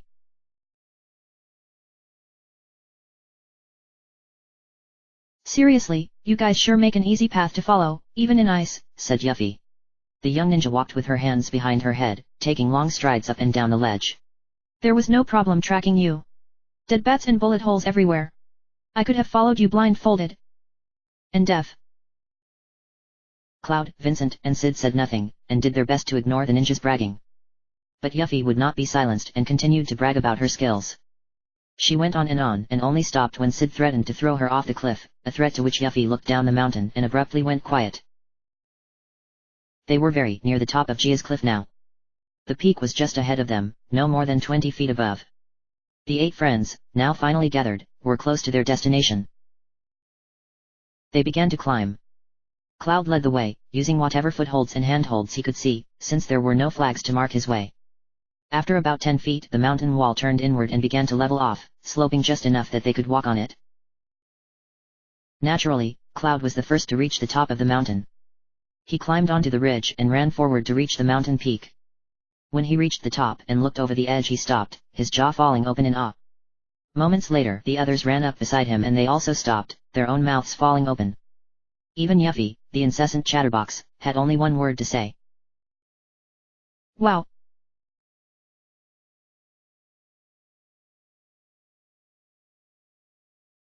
End of chapter. Episode 37, Part 09, Chapter 37. Chapter 37. 2,000 years ago, an object of extraordinary mass and power fell down from the skies and crashed into the planet. The resulting collision caused the lands to ripple and rise, forming into treacherous mountain peaks that crossed the continent. Earthquakes cracked the land, forming deep canyons, and the temperature dropped to unbelievable levels, making it almost impossible for anyone to live there. When the tremors ended and the land began to settle, the planet began to draw up energy to heal its terrible wound. It gathered up the essence of the life stream to the source of the wound, a deep crater that was formed by the collision. The life stream surged into the open wound, covering it like a soothing balm. Now in the present day, the life stream continued to flow around the northern crater, found in the center of Gia's cliff. The jagged mountains became a natural barrier to all who tried to reach the northern caves, keeping the wound a secret so that no one would see the planet's pain. The only ones aware of the planet's cries were the Cetra, the ancient race of the past, and those susceptible to the planet's voice. As the northern lights rippled in the night sky, the life stream flowed and swirled around the crater. It surged from the center of the crater like a geyser, sending showers of sparkling blue-green Mako energy falling to the ground. It formed into a vast pillar of light almost as bright as the stars that shone in the sky. A second pillar of Mako encased the first, moving in horizontal rays around the crater's perimeter. Thick layers of smoke and icy mist seeped from the crater's edge. It spread across the ground in whirling tendrils, blocking most of the path from view. A single path led down the inner slope of the outer crater and into the mist, disappearing amongst the sea of white. As Cloud and the others watched, a gush of Mako energy burst up from the depths of the crater, rising so high into the sky it surpassed the mountain's peak and rose high into the sky. It was as though the planet was desperately trying to heal its wound. As quickly as possible. Cloud and his friends stood and stared at the pillar of light, their hearts beating in time to the planet's pulse. Cloud stepped up to the edge of the crater. He placed one boot on the edge of the rocky cliff and raised his hand to his face, shielding his eyes against the light. An old crater. He breathed. He looked around at the tall crater before them. Something fell out of the sky and crashed down here, leaving a scar on the planet. Something moved behind him as Vincent stepped up onto the ledge and looked down at the life stream. It's amassed a vast amount of energy to heal itself, he said. The gunman's face was impassive, giving nothing away. Whether he felt the sensation of life that came from looking into the life stream, no one could say. Those crimson eyes, as red as the cape that covered him, showed no hint of emotion. Sephiroth took that energy, Cloud said, and is trying to use Meteor. Next time the wound won't be so small. One by one everyone turned their eyes to the sky. The sky was dark and dotted with stars. Those stars were plentiful, tiny glittering specks against the endless ocean that was the universe. The northern lights, rippling waves of green and blue, swept over them and made them twinkle with color. Everyone was thinking the same thing. Which of those thousand stars would Sephiroth use to collide with the planet? No, they each thought. Sephiroth would not get the chance to use Meteor. They would enter the North Cave, find Sephiroth, and retrieve the black materia. For Cloud was right, if Meteor were summoned, the planet's next wound would not be so small. For the planet's next wound would kill it. With renewed vigor the 8 companions proceeded down the crater's inner slope. The path they used led steadily toward the mist, making it effortless to reach the end. The life stream that flowed around the crater gave off a surge of warm heat, warming their chilled bodies. Pretty soon they had forgotten about the icy winds of Gia's cliff and were moving down the path at speed, focused on their task. When they were halfway down they spotted a cloaked figure walking across the path. It was another of the black-caped men, heading down into the crater. The man staggered as he walked, and thick layers of ice and snow clung to his cloak. He shivered, his feet moving slowly as though every step was an effort. When Cloud and the others approached him they could hear his heavy, labored breathing, rasping breaths coming from frozen lungs.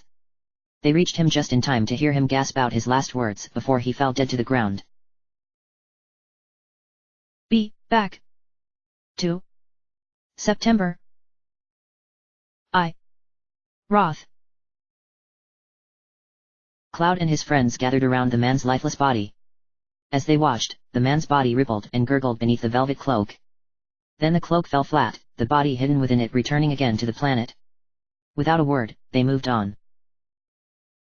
It was not long before they finally reached the end of the slope. The sea of mist created by the life stream lay before them. A fusion of cold and warm air rose from the earth and made their skin tingle. Serrated columns of rock stuck out of the ground, the mist swirling around them in gentle waves. The path slanted toward the northern crater in the center, rising above the mist toward the tall, rocky mass. Cloud took the step and plunged feet first into the mist. The mist rose to his waist, parting as he entered and then clinging to his body like water. The effervescent air was warm against his skin, pulsing gently. Light showers of Mako fell in tiny droplets from the sky as the life stream surged from the crater. After taking a few guarded steps to make sure the mist was safe to walk in, Cloud signaled to his companions. Tentatively they dived into the mist, exclaiming as they felt its unusual warmth. Tifa walked easily through the gaze and stood beside Cloud. The time has come to settle things with Sephiroth, hey? Asked Tifa. When Cloud nodded, Tifa sighed heavily and turned away. I, too, have lost many things because of Sephiroth, she said. She turned back suddenly, her face resolute. Let's go. Together the companions advanced through the mist. They moved slowly at first, for the mist, while thin, clung to their bodies and held them back. But as they moved further the path began to slant upward, taking them out of the mist until it was far beneath them, a swirling mass of white amidst the jagged rocks. Before long the path had risen high above the fog, taking them on an uneven road toward the crater. Rivers of Mako energy flowed far beneath them as the life stream gushed up from the crater's depths. Those rivers eventually formed into one giant ocean and gave the mist an eerie green hue. They could no longer see the bottom if there was one. This is what the group tried not to think about as they journeyed along the path. The long drop below. Up ahead, the path came to a sudden end and branched off into two different directions. The first path was short and came to a dead end a little below them, while the second continued to head for the crater. Another black-caped man was nearby. His body trembled with cold and fatigue as he tottered uneasily down the shorter path. Red 13, seeing him heading for the cliff's edge, hurriedly leapt down onto the short path, but he was too late to save him. Before the hound could reach him, the black-caped man stepped off the edge and fell down into the life stream below, his body splashing into the water. Saddened by his inability to save the doomed man, Red 13 sat back on his haunches and howled. While the hound howled, Cloud jumped onto the path to pick up an object the cloaked man had dropped before plummeting to his death. It was an orb of red materia. As soon as Cloud's fingers closed around it, he felt the Bahamut materia left behind from their battle in the Temple of the Ancients shake gently in his wrist armor. Neo-Bahamut, Bahamut's other form, was contained in this materia. They hurried on. The path became more broken and disjointed as they walked, sometimes ending entirely and forcing them to double back. In some cases they had to jump over large gaps in order to continue moving forward. The closer to the crater they got, the colder the air became, as a chill wind caused by the movement of the life stream began to blow. There were more of the black-caped men in this area of the maze. Like their two predecessors, they also staggered with weariness, barely able to see the ground in front of them. One of them, his mind lost to the numbness brought on by the cold, did not notice the path turn away from him and he walked off the edge. His friends did not get much farther before they collapsed, their bodies dissolving into the earth. The 8 friends hurried through the network of broken paths. They looked up the crater's outer wall. Parts of the wall had broken away over the 2 millennia it had been there, and they could see the side of the life stream barrier as it streamed out of the planet's core. The group came to a stop and stared in awe at the Mako wall. The Mako glowed brightly and they were unable to see the center of it. Cloud looked around in wonder, before his gaze turned to the sky. He jumped, startled. That's...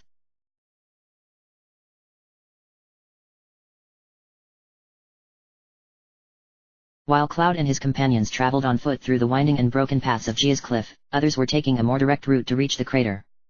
A powerful airship flew high above the ground, its many lights acting like a beacon in the night sky. The airship's many propellers whirred noisily as it flew through the air. Its destination was the same as that of the travelers below, the northern crater. As it approached the colossal wall of Mako, the airship began to reduce speed. Inside the airship's command center, Rufus Shinra walked leisurely across the deck. He stopped at the front of the deck and peered out of the glass wall that safeguarded the deck. Around him, Scarlet and Heidegger stood watching, their eyes hungry as they took in the sight that lay before them. The endless stream of Mako energy, born of the life stream, was fast approaching. Rufus Shinra stood straight with a sigh, a contented smile on his lips. So, I finally found you, he said, smiling. Beside him, Scarlet began to laugh. Her hideous, screeching kia-ha-ha laugh made everyone on deck cringe and shrink back stiffly. Her laugh was heard all through the upper decks, echoing and returning to the bridge louder than before.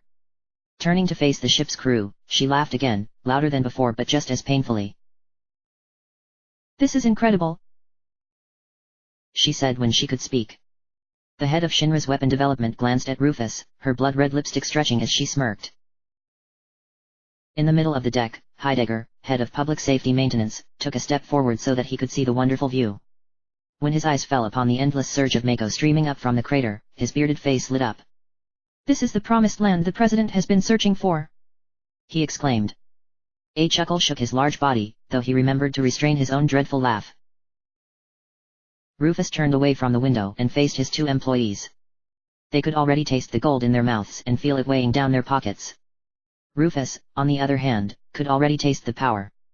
Sephiroth had led them to the promised land, the purest source of Mako ever to be found on the planet. With this endless source of energy, he would control the populace of the planet. But, said the new president, his face cold, I'll be the one who gets it. He turned back to face the window. Scarlet and Heidegger could have their money, if they wanted. All Rufus wanted was the power that came from owning all the Mako the planet could offer. His father had tried to use his money to find the promised land, and ended his search with Sephiroth's sword in his back. His son, fed up of his father's greedy ways, took a different route. And it seemed he had succeeded. Deviously, coldly, Rufus smirked. Sorry, old man. Standing apart from the rest of them, at the far end of the deck, was Hojo. The Shinra scientist had his back to everyone on deck, as though he cared little for the Mako wall as it loomed before them. In fact, he did care little, for his mind was on other things, other theories that were coming together. Rude stood nearby, though the silent Turk paid no attention to Hojo as he chuckled ominously beneath his breath. That land is no one's, the scientist mused to himself. No one heard him speak, for he spoke quietly and to himself. It's where the reunion will take place. They will all gather here. Hojo raised his head and looked up at the metal ceiling, the image of the reunion forming in his mind's eye. I wonder if we will see Sephiroth. Then Hojo laughed quietly, his shoulders shaking in his excitement.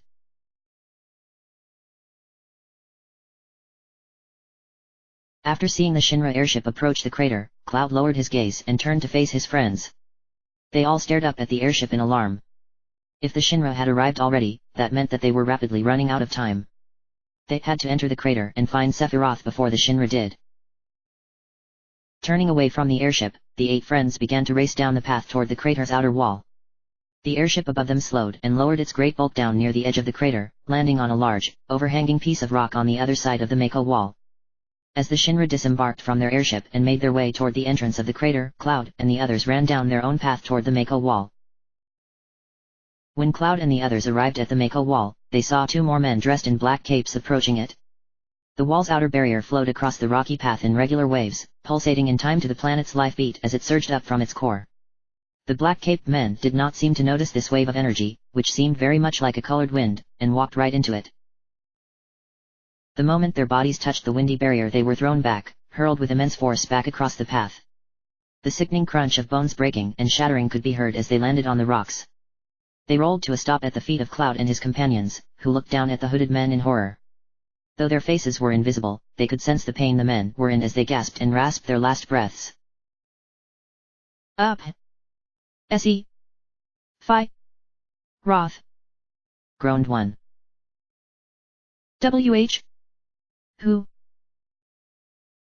Gasped the other. The labored breaths then stopped and the bodies of the 2 cloaked men disappeared, along with their cloaks. Tifa stepped forward toward the barrier. As she approached, the wind picked up, blowing her dark hair around her face. The young fighter stared into the wind. The wind blew in regular waves, picking up and then slowing again to almost nothing. When the wind was quiet, she could see the path on the other side, heading for the crater. Curious, she picked up a loose stone from the ground and hurled it at the barrier when the wind was low. As she predicted, the stone passed straight through. Turning back to the others, she explained her theory. We need to cross when the wind is calm, or we'll get swept off. She warned them. Following Tifa's advice, the group gathered together at the edge of the Mako wall. The wind had picked up again and was blowing swiftly across the path. They could feel the heat of the Mako as it blew past them. After a minute or so, the wind began to die down. When it fell silent, the group charged across the path. They made it just in time, for the moment they passed through, the wind immediately picked up again. What was that? Asked Barrett, stopping to look back at the wind barrier as it blocked the path. The wind died down a few seconds after they passed through, returning to a calm breeze. It surprised them how fast the wind changed when they approached, as though the wall knew someone was trying to break its barriers. A shield, said Cloud, gazing up at the Mako wall. The planet is trying to protect itself against those who would try to break through and harm it. Like Sephiroth. The ex-soldier took a few steps away from the Mako wall and looked up at the crater. It was no use. He could not see the Shinra airship anywhere. Shaking his head, he turned back to his friends. Let's hurry, he said. We haven't much time. They continued down the path. As they reached the end of the path they were on and jumped down onto the next one, they were met with a most astounding sight. There were figures marching steadily up the path. Nearly 100 men, they figured, though it was impossible to be sure. All of them were dressed in the long black robes of the men they had seen on the mountain cliff, the Temple of the Ancients, and in Nibelheim. In the gold saucer they had thought there to be only 13 of them, Red 13 presumably the last of them, but now they saw that they had been horribly wrong. The figures filled the entire path, which stretched up into the distance toward the second barrier of the Mako wall. Cloud and the others began to make their way through the throng of men. The men were moving slowly, tottering on their legs as though they were barely aware that they were walking. They were careful not to touch the men if possible, afraid of catching whatever it was that was making them like they were. The men were muttering to themselves as they walked. Murmurs of Sephiroth, reunion, and Genova, could be heard from every direction. Some of the men collapsed as they walked, while others lost all sense of direction and walked off the edge of the path. No one tried to help them, no one tried to stop them. Not a single one of the cloaked men even noticed those standing beside them, so focused they were on making it across the path. By the time Cloud's team reached the second barrier, the number of black-caped men strolling up the path had nearly halved. The exertion of their journey from wherever they had started had taken its toll on the majority of them, and they died on the spot with Sephiroth's name on their lips. The next Mako wall they reached was more difficult to pass than the first one. This second wall not only had a barrier of wind, but also a pulse of Mako energy that shot across the path in irregular bursts. It appeared at erratic intervals, appearing when the wind was blowing and when it was calm. It took precise timing in order to pass through the wall unharmed. They eventually managed it, and ran on. They had to climb up a rocky wall to reach the next path, which rose a good few feet above the previous path. They climbed up the wall and walked through a haze of Mako. They suddenly came to a stop. Sephiroth was on the path before them.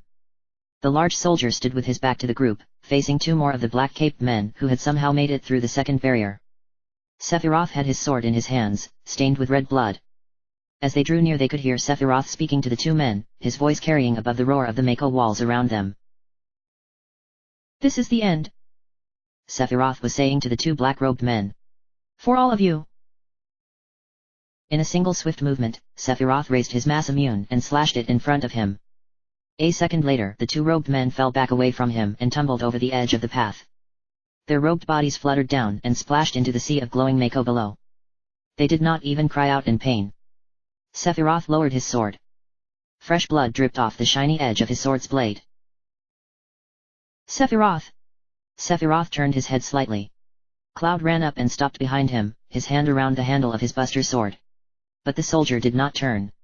Cloud, growling deep in his throat, stepped closer. "This is the end." Sephiroth turned to look at Cloud. His glowing Mako eyes glared at Cloud with a knowing malevolence, and the beginnings of a sneer tugged at the corner of his mouth. When he spoke it was with the softness and care of a loving parent, but carried with it a restrained sense of malice. "You're right," said Sephiroth. He looked down at his gloved hand, smiling as he gazed upon the leather that covered his flesh. When he clenched his hand into a fist, the thick leather creaked. "This is the end of this body's usefulness." Without warning, a wave of dark light suddenly swept over Sephiroth's body, moving from the feet up and casting a dark shadow over the soldier's leather-clad form. His silver hair turned black. White armor became shrouded in shadow. Pale skin was enveloped in darkness.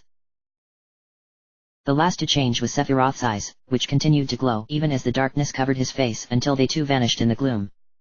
Then, in the blink of an eye, Sephiroth suddenly vanished. It was so sudden that it startled the group, who were not prepared for this sudden act. Cloud ran forward to where Sephiroth had stood. There was no trace of the soldier anywhere. He had completely vanished. "He disappeared," exclaimed Cloud in disbelief. "He might still be nearby," said Tifa, coming to stand near Cloud.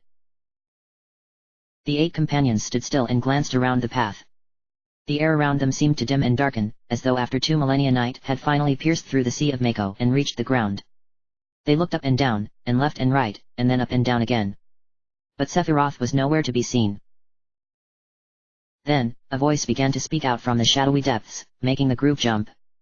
At first they thought it was Sephiroth's voice, but they soon realized that it wasn't. The voice spoke smoothly and eerily, whispering like a spirit in their ears. "Our purpose is to deliver the black materia to our master." Cloud looked up in surprise. The voice seemed to come from all around him, as well as inside him. It spoke in his head, in his heart, and in the very air. "Are those who carry Genova's cells." Another voice had spoken, different to the first one. But it still was not Sephiroth. "Master." More voices were joining in. Now there were a multitude of different voices, laughing and joking mockingly from their hiding places. Wherever they were. "Of course. Sephiroth. Ha, ha, ha." Suddenly, from above them, Sephiroth appeared. His Masamune was in his left hand, its blade seeming to glow and glint in the green light of the Mako. He hovered above the group, unseen, before he suddenly swept down at them. Before anyone had time to look up, Sephiroth struck. He swung his sword, striking everyone with the flat of his blade in a single movement. Everyone instantly fell to their knees, shocked and stunned.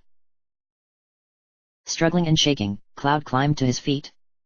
Sephiroth stood before him, his arms spread wide, not facing him. In his right hand he clutched a piece of Genova's mutilated body. Blood dripped down the pinkish skin and onto the floor.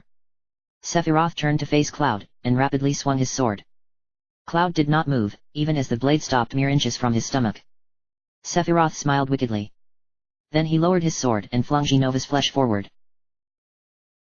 The marred flesh landed at Cloud's feet. Cloud watched as it flopped about on the gravely floor, his face twisted in disgust. When he looked up, Sephiroth was gone, the only sign of his presence being a small, fading wisp of cloud.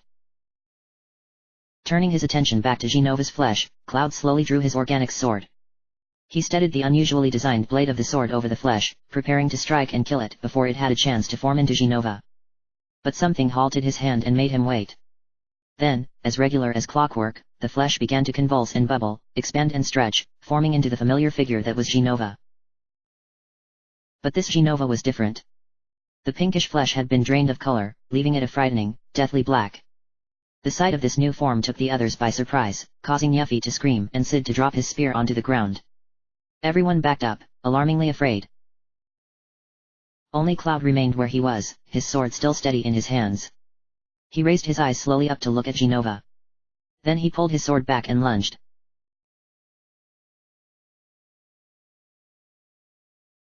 End of chapter. Episode 38, Part 09, Chapter 38. Chapter 38. Cloud charged forward, his hands gripping the handle of his sword so tight that his knuckles turned white. His eyes glowed brightly, the Mako inside him burning as fervently as his blood. He yelled a battle cry as he plunged the sword deep into the thick skin beneath Genova's waist. The sword sank into the hilt. Black blood slicked down his hands. Pain shot through Genova's body. She looked down, snaking her long neck downward to stare at the human by her feet. Her mouth pulled into a frown, stretching the dark skin of her shrunken face tight across her cheekbones. The pain was terrible. She could feel the metal inside her, and felt the blood oozing from her wound. But the pain did not trouble her. In fact, it excited her. The frown turned into a malicious smile as the images of their deaths appeared in her mind. The pain turned into bloodlust, making her black blood bubble. She drew back her right tentacle arm, preparing to strike. Looking up, Cloud saw Genova's arm swing down toward him. He let go of his sword, which was stuck tight in Genova's ridged folds of skin, and leaped back, letting the arm pass underneath. The ex-soldier flipped through the air, reaching behind him and drawing his other sword. When he landed, he spun to face Genova, making to lunge again. Cloud, wait! Cloud ignored Tifa's cry and leaped up, his sword drawn behind as he prepared to land a lethal strike to Genova's heart. Seeing him approach, the ancient Calamity swung her arm the other way. Cloud was barely able to raise his sword in defense before she struck, smacking him and sending him crashing to the ground behind his friends in a cloud of dust. Wrapping her arm around the handle of Cloud's sword, which was still stuck inside her, Genova wrenched it free and held it up. More blood slid from her wound. The Calamity twisted her body around and then hurled the sword away from her. The blade flashed green in the Mako light around them as it zipped toward the rest of the group, who stood nearby. Swiftly the group ran aside, running out of the way of the approaching blade. The sword struck with ground with a flash of red light, becoming stuck in the rocky path. The aim had been deadly accurate, landing precisely where Tifa had been standing. Seconds after running aside, Yuffie came to a stop and spun round to face Genova. Holding her shuriken firmly in one hand, she moved it in front of her in some kind of ritualistic movement, before raising it up above her head. The red materia she had received back in Wutai flashed brightly in response. The ground around them rumbled, and then suddenly a surge of water rose up from the depths of the life stream. The water rose in a single towering wave, rising until its frothy peak was high above the path. From the depths of the water a single thin shadow moved, sliding up through the water as it headed for the surface. It broke through the surface of the water with a piercing roar, bursting into the night. Droplets of water fell upon Genova and the companions as they looked upon the sacred beast of Wutai. The creature was Leviathan, a great sea serpent whose power was passed on to the leaders of Wutai. The serpent's massive body was covered in thick, bluish scales that were as hard as diamonds. Powerful fins lined his long, sleek form. His head was long and dragon-like, ending in a pointed jaw filled with dozens of tiny serrated teeth. Water constantly slid down his scales, as though the beast himself generated the water by will alone. Bursting free of the water, Leviathan turned his long body downward. His fins flapped through the air and the serpent began to swim forward, swimming through the air as easily as if it were water. He slid his way around the group, passing close to Yuffie, who was lost in the trance of her summoning. Red 13 ran forward, his powerful legs pounding the rock with each bound. Upon his back sat Cat She, megaphone in hand and clutching the long hairs at the back of Red 13's neck. The hound caught up to Leviathan as he swam forward and leapt upon his back. He dug his claws into the hard scales and hung on. Seeing the sea dragon approach, Genova protectively drew her large shoulder blades close to her, making the large pieces of hard flesh close around her upper body like a shield. Leviathan roared loudly, making the ground shake with his mighty cry. Upon his back Red 13 howled, then bared himself for the collision. Leviathan struck, ramming into Genova. Genova must have used a special attack at the same time, for the impact sent a rippling shockwave of heated wind down Leviathan's snake-like body. Cat bellowed, leaning forward and clinging to Red 13's fur to stop him from falling. Red 13 dug his claws deeper into the serpent's scales. After much pushing and shoving, Leviathan finally won, pushing past Genova's body and sending her hurtling backward. The serpent swam forward at speed, his body passing close to Genova's as he passed. At this point Red 13 leapt from Leviathan's back and onto Genova's. He landed on her great shoulders, which were just reopening. He went straight for her neck, while Cat jumped off and began to beat her face with his megaphone. "All right, lads, it's your turn," the cat called before returning to his beating. As Leviathan disappeared into the watery depths of his tidal wave, the others ran in to attack. Tifa, enraged that the sword had been aimed at her, went into the fray with her fists accurately ablaze. The fire materia in her wrist armor was active, turning her fists into blazing balls of flame. She proceeded to kick and punch Genova's lower body with all her might, leaping up to avoid the lashing tail that tried to knock her down. Barrett was making good use of his materia as well. His materia active, it turned the bullets he fired into bullets of ice. These bullets pierced Genova's hard flesh easily, digging much deeper and causing more damage than any other bullet would. When he was close enough to use his chainsaw, he thrust his arm deep into the flesh. The chainsaw shredded the inner flesh, and the ice materia caused the wound to freeze open, allowing no chance of healing. The others were all attacking with equal ferocity, stabbing and shooting and hitting with everything they had. Sid clambered up Genova's back and thrust his spear forward. The spear barely pierced the flesh, but went deep enough to cause Genova to screech and flail wildly. This created an opening for Vincent, who was leaping from rock to rock and firing his gun each time he saw an opening. As Genova flailed, her chest became exposed and Vincent leapt off the rock. Closing one red eye, he aimed at the spot where he thought her heart would be, and fired. Somehow sensing the threat, Genova swung her arm to block the bullet. The bullet passed straight through the arm, but was slowed enough to barely penetrate her chest. Blood spurted from the wound in her arm. Behind Vincent, Yuffie leapt off a rock and into the air. She flicked her wrist and threw her shuriken away from her. The circular razor ring spun through the air like a deadly frisbee. It zipped past Tifa, narrowly missing her head as she flipped upside down to land a powerful kick. It schemed past Sid, nearly making him fall. It suddenly spun round and sliced through Genova's shoulder, cutting a deep groove before zipping back to Yuffie, who caught it briefly before throwing it again. Red 13 and Cat She were still working together to sever Genova's head. The hound had his jaws locked around the Calamity's thick neck and was kicking his back legs furiously. The acrid taste of blood filled his mouth and dripped down his jaw, but he resisted the urge to retch and continued to claw. Cat She shouted his support as he continued to hit Genova's head. Her bloodlust turning to rage, Genova turned her head to glare at Cat She. The cat, too busy bashing her forehead and yelling fierce insults, did not see what was coming. Genova's dark eyes lit up into narrow slits of blood-red light and focused on the robotic feline. Cat noticed only at the last second before Genova fired. Twin beams of thin red light burst forth from Genova's eyes.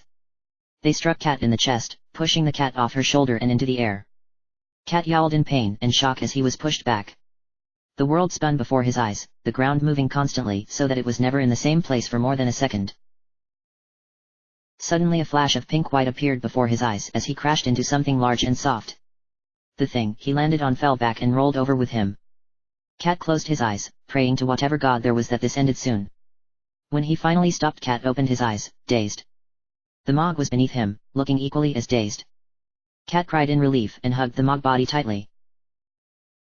Cloud had recovered his first sword and was now using both at once to cut huge chunks of flesh from Genova's shoulders. The two blades together caused major damage to Genova's form as more and more pieces of flesh fell to the ground. With each new wound more blood filled the air, and with each new wound Genova became more incensed. Her eyes lighting up once more, Genova turned to face the other creature still clinging to her neck. Red 13 saw the attack coming and released his hold on her neck. He leaped aside just as the beams were released. The twin beams missed Red 13's body but hit the end of his tail, making the hot flame flicker and threaten to go out.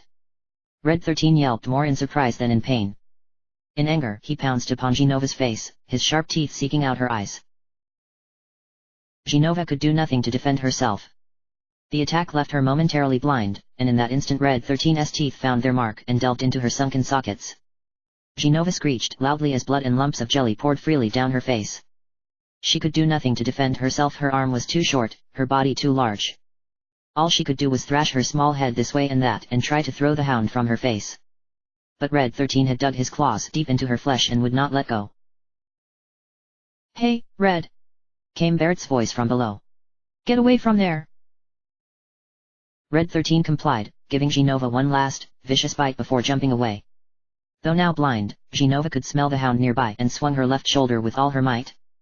Red 13 turned his body out of the way and instead used the misshapen flesh as a springboard, pushing himself away so that he was safely behind her. Then Barrett opened fire, letting dozens of ice bullets rip through the flesh around Genova's face and neck. That was just the beginning of the assault. As Barrett fired, Tifa charged forward. The fighter's fists were clenched and the diamond studs on her knuckles were glowing red with flame.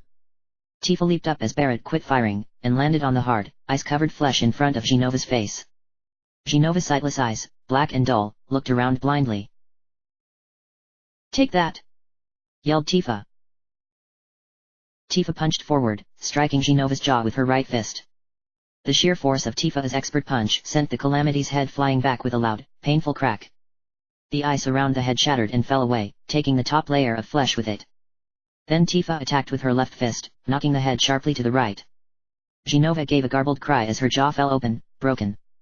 Her tongue lolled out of her broken jaw, black and thick with blood. Still Tifa was not finished. Without waiting for Genova to retaliate, she grabbed the limp head of the Calamity and brought it swiftly to her knee, butting it firmly against her. The sound of cracking bone could be heard, but Tifa did not care. Releasing the head and spinning smoothly around, the fighter swung her leg and kicked it straight across Genova's warped face. Tifa continued to kick and punch, using all the moves she knew from Dolphin Blow, a swift upper kick, to Mateo Drive, where she grabbed Genova's head and thrust it back. Finally, Tifa jumped back from Genova's head. She drew her fist behind her, drawing all the power of her fire materia into her fist. The flames gathered around her hand, compressing and contracting into a sheer ball of flame. With a mighty cry Tifa punched forward, slamming the ball into Genova's chest. The force of Tifa's punch sent Genova flying backward.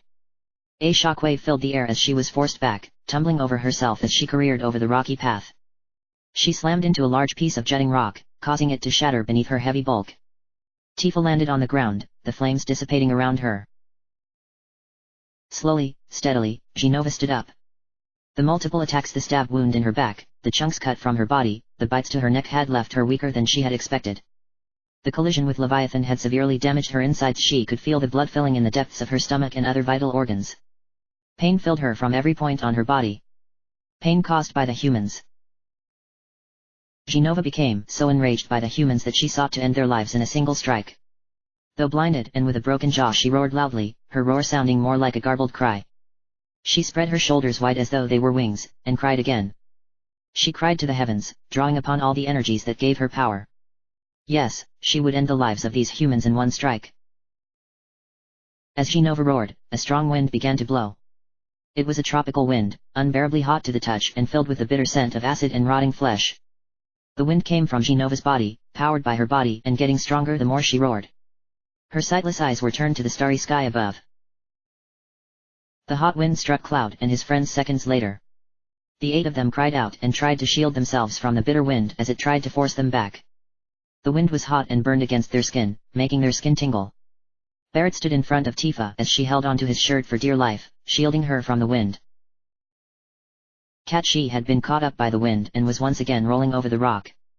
He ended up rolling dangerously close to the edge, when an arm suddenly wrapped around him and pulled back. Cat held onto his crown and looked up. It was Yuffie. The ninja was biting her lip painfully as she pulled him close to her, trying to keep her own balance. Now she was left open to the wind. Her younger body and more delicate frame burned underneath the hotness of the wind, and Yuffie cried out. She felt like she was on fire. The pain became so unbearable that she lost her battle for balance and tumbled to the ground, pushed back by the burning wind. She rolled over the ground, taking Cat with her. This time it was Yuffie who was saved as a cloud of red zipped past her, picking her up and taking her to the safety of a large rock. A red cloak fell over her, along with a fiercely cold liquid. The burning cold turned into a soothing cold as it fell over the burns across her back and shoulders. Steadily the burns softened and faded. Finally able to open her eyes, Yuffie looked up. Vincent! She exclaimed. Vincent looked back at her, his eyes expressionless. He lifted his cloak from the ninja and threw it back over his shoulders. Then he stood and made to walk out from the rock wall where he had moved her. Stay here, he ordered. Before he stepped out, he glanced back. Look after Cat, he added. Then he was gone, running back to join the others. What? Yuffie demanded angrily. She looked down. Cat was limp against her, his eyes dazed and his tongue lolling limply out of his mouth. The cat had fainted. What? Hey! Yuffie cried, shaking the cat fiercely. No fair. Wake up! The cat did not respond. Angrily Yuffie thumped him on the head, and then sank to her knees, sulking. By the time Vincent rejoined the fray, the wind had receded and the remaining companions were making their final assault on Genova. Tifa had just leapt back from another ferocious martial assault when Vincent drew his gun and joined Barrett in shooting the creature down. The two together used their ice materia to shoot gaping holes into Genova's flesh. Sid threw his spear at the Calamity. It pierced the base of her neck, sending blood flying. Cloud finished slicing through Genova's shoulders and returned to the ground, landing between his friends. Turning to face Genova, he raised both swords above his head and closed his eyes. The materia placed in both swords flashed red. Cloud opened his eyes and thrust the two swords down, sending two large beams of red light hurtling toward Genova. The two beams separated as they reached Genova, curving away from the Calamity and flying out into the distance around the great crater. The two beams expanded and began to take shape. The light flickered and wavered, swirling as the forms of two powerful dragons emerged from them. The dragons, similar by name but different in power, spread their wings and began to fly back toward the path. The dragon Bahamut attacked first. The large black dragon beat his great wings against the air, pushing his body ahead to reach Genova. Before he reached the Calamity, Bahamut pulled his body back, bringing his powerful black legs forward. The thick talons of his feet found their mark and delved into the marred flesh of Genova's shoulders. Using the momentum of his flight, Bahamut flapped his wings and lifted Genova up. Roaring as only a dragon can, he threw Genova into the air. A second set of legs grabbed onto Genova's flesh and carried her higher into the air. Neo Bahamut, Bahamut's more powerful form, was a fiercer dragon covered in dark red scales.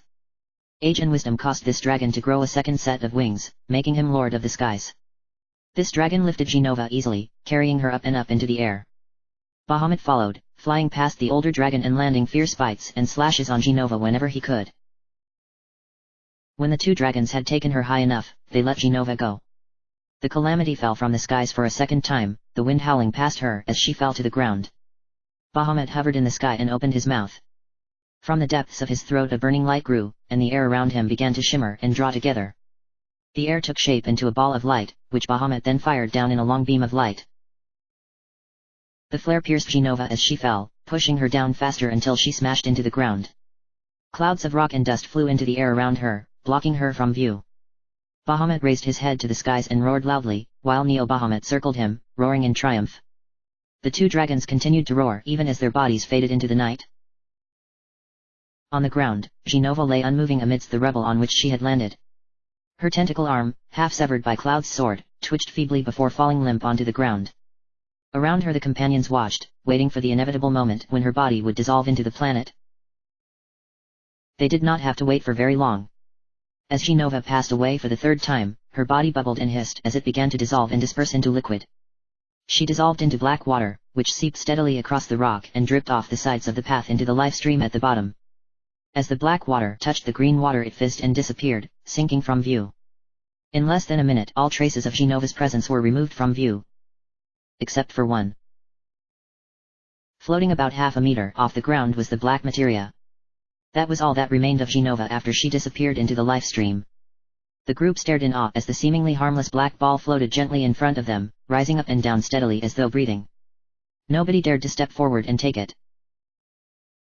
Eventually Cloud stepped forward. His head was lowered in thought and he did not look at anyone else. He almost seemed to be listening to something. After a few moments he nodded, as though he had just come to realize something. Genova's cells, he said softly, more to himself than to the others. They all watched him as he walked toward the black materia. So that's what this is all about. The Genova reunion. He closed his eyes, trying to remember. What? Not Sephiroth! Exclaimed Tifa. You mean all this time it wasn't Sephiroth we've been after? Cloud shook his head. I'll explain later, he said. Right now, the only thing I'm thinking about is beating Sephiroth. Tifa lowered her eyes. But Sephiroth is... He's here, said Cloud. He pointed up into the rocky canyons before them. The real Sephiroth is just beyond here. It's both incredibly wicked and cruel. But it's releasing a powerfully strong will from deep within the planet's wound. While everyone pondered over what Cloud was saying, the ex-soldier stepped up to the black materia and picked it up. There was something different about the black materia this time round. When he touched it, it sparked with energy, as though fighting for life. Cloud clasped his other hand over it and turned back to his friends. The black materia is back in our hands, said Cloud. He looked down at the black ball resting in between his palms. Everyone's gazes followed, staring at the materia in awe and trepidation. Cloud raised his eyes, looking at his friends. Now all we have to do is defeat Sephiroth and that'll be the end of it. We had better not take the black materia any further, Tifa said. Why don't you give it to someone else to hold onto? Cloud was about to question Tifa, but then stopped as he realized why she said that. He remembered what happened in the Temple of the Ancients. It was his fault they had to come here to get the black materia in the first place. And looking into the faces of the others, he could see that they remembered, too. Tifa was right. Someone else should hold on to the black materia. But who should he give it to? He looked around at the others. Nobody looked too keen to hold the black materia for him, and with good reason. This materia had the power to destroy the very planet on which they stood. Guarding it would be a heavy burden on anyone's shoulders, and was not one many were willing to take. Yuffie conveniently looked away from Cloud, finding the ground much more interesting to look at. Vincent was impassive, but even he did not look too keen. No, not the black materia, please, pleaded Cat when Cloud looked his way. Me and black materia just don't mix, Sid said. Cloud turned to Barret and Red 13. Barret looked at the black materia in distaste, while Red 13 clawed the floor nervously. Both were good candidates. Barret had the strength to defend the black materia, though his hot-headedness would surely get them into trouble. Red 13 was destined to be the guardian of Cosmo Canyon, and his speed and skill could take him far away if need be. His mind made up, Cloud walked over to Red 13 and held the ball out. Red 13 stared, his eyes wide. You want me to take the black materia? He asked nervously. Cloud nodded. The hound stared, wide-eyed, at the black materia. He was about to refuse the charge, until he remembered his grandfather, back in Cosmo Canyon. Bugenhagen would not want him to step down from an important challenge. Red 13 swallowed nervously. All right, he said finally. I understand. He lowered his head, and Cloud clipped the black materia to a small materia slot on the back of Red 13's head clip. Don't give it to anyone, Cloud warned the hound. I'm counting on you. Red 13 tilted his head. The materia was light, he could barely tell it was there. Cloud, be careful, he said, giving Cloud a gentle pat on the leg with his paw. You never know when Sephiroth may show up, Vincent said to Cloud sternly. So don't let your guard down. Let's find Sephiroth, said Tifa, running over to stand by Cloud. Before Cloud could say anything, Yuffie also ran over to join them. Annoyed that she had missed the end of the battle protecting Cat Shi when he fainted, she was determined not to miss any possible battle with Sephiroth. Cloud sighed heavily. 3 would be enough, and protecting the black materia was more important. Besides, if anyone were going to fight Sephiroth, it would be him and him alone. We're going in first, he said to the others. You guys stay and keep watch. He nodded to Tifa and Yuffie, and the three of them ran up the path. Red 13 watched as the three began to run up the path. Suddenly feeling apprehensive, he leaped up and bounded to the front of the group. Clambering onto a large rock, he shouted, "I'll protect the black materia no matter what," as loudly as he could. He prayed they could hear him.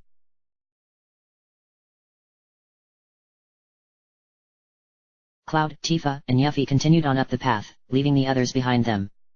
They heard Red 13 call after them, but they were too busy running up the path to reply. The crater's edge stood before them only a short distance away, and they were hurrying to make it to the crater before the Shinra found Sephiroth. They pushed on, their muscles burning with fatigue, making their way to the last barrier. The whirlwind barrier lay just ahead. This was the last of the crater's 3 barriers, and was also the most intense. As well as the familiar gushing winds and streams of Mako energy, there were also bolts of lightning that struck the ground at regular intervals. The energy streaming from the lightning bolts made the hairs on the backs of their necks stand on end. Yuffie's hair seemed to frizz and swell out, making her look comical. Even Cloud's spikes fluffed out in amusing patterns across his head. It took more than one attempt to pass through the barrier. Just as the winds and Mako bursts subsided, the lightning bolts flashed repeatedly and stopped them from moving. There was only one brief moment when the group could attempt to pass in those few brief seconds after the lightning finished flashing and the winds started to blow once again. Cloud made the attempt first, stepping up so close to the barrier's edge that he could feel the electric energy of the lightning crackling against his skin. Genova's acid winds had already slightly burned his skin and made it sensitive, making this more painful than it should be. But he stood his ground and waited for the lightning to stop. The lightning stopped. Holding his breath, Cloud darted forward. When he was halfway through the barrier, he could feel the wind starting up again, blowing through his electrified hair. Cloud pushed himself harder and broke through the other side of the barrier just as the winds exploded into rage. He skidded to a stop and turned back to Tifa and Yuffie. He was safe. It took more than one attempt for Tifa and Yuffie to get through. Tifa hesitated at first and missed the first opening, making her wait for the next before she broke through. Yuffie, on the other hand, was not at all happy with the situation and very nearly turned around to go back to the others. Then she remembered her loss in the last battle and angrily charged through the barrier the moment the lightning stopped. When she had made it through, she yelled triumphantly at the barrier, shaking her fist and daring it to try and stop her again. Cloud and Tifa carried on up the path. Tifa followed Cloud closely, watching him from behind as they walked steadily up the path. She frowned. Something had changed in her childhood friend since reaching the crater. He seemed more agitated than normal. Not that she could blame him. But his thoughts were focused entirely on finding Sephiroth all the time. It was as though he was incapable of thinking about anything else. Ares' death had shocked them all, but somehow she thought that Cloud blamed himself more than anyone else. Tifa lowered her eyes to look at the ground. She knew she ought to tell Cloud, but deep inside she hoped that she was wrong. She hoped she was wrong with all her heart. What would Cloud say if he knew? What if Sephiroth? Suddenly, the air around her shivered and wavered. Tifa stopped. A bright light fell down from nowhere, piercing her eyes and forcing her to close them. When she reopened them, she saw that Cloud and Yuffie had vanished from her sight. The path before her was gone, along with all signs of the crater, the life stream, and the sky. What is this? Tifa demanded fearfully. What happened? She looked around desperately. Calm down, Tifa, came Cloud's calm, cool voice from somewhere beside her. Sephiroth is near. Anything could happen. Taking a cautious step forward, Tifa stretched out her hands. She felt about blindingly, trying to find Cloud through the sea of white. She knew he was nearby, she could feel his presence as though he was right beside her. But she could not see him, could not find her. Her heart beat faster as she started to panic. Where was Cloud? Tifa started to call out for Cloud, but as she opened her mouth the light suddenly faded. The path in front of her returned, but it was not the path on which she had stood a few moments ago. And the landscape around her was not the same, either. Tifa gasped. The white light revealed an entirely new setting, a familiar setting, and one that was as dear and as painful to her heart as anything could be. Her heart beat faster once again, now not in panic, but in sheer dread. She looked around her, her mouth open, a single tear swelling in her eyes as she uttered one word. Nibelheim.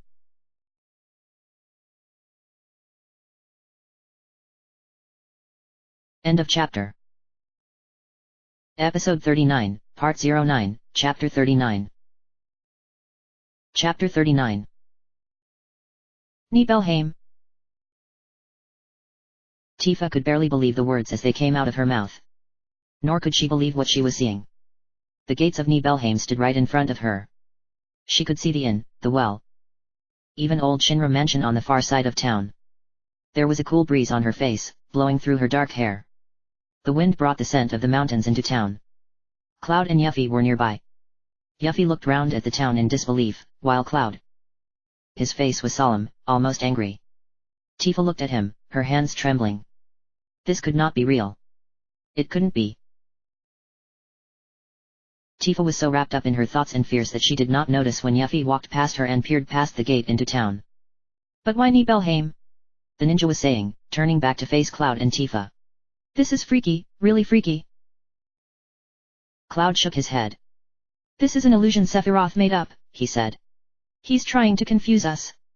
Tifa looked at him. Cloud's voice was strangely quiet and somber. He would not look at Tifa or Yuffie, but continued to look around the town's entrance, taking in everything, placing it over the memories in his mind, and making sure they were right. It'll be all right, he said, as he looked round. As long as we know it's an illusion, there's nothing to be afraid of. Come on, let's keep going. Yeah, you're right, said Tifa quietly. She turned on her heel, hoping that if they went backwards, they would leave this horrible illusion behind. She did not want to see Nibelheim anymore. If they left now, then Cloud wouldn't. As she turned, she stopped and gasped. Look! She cried, pointing. A figure was walking up the path.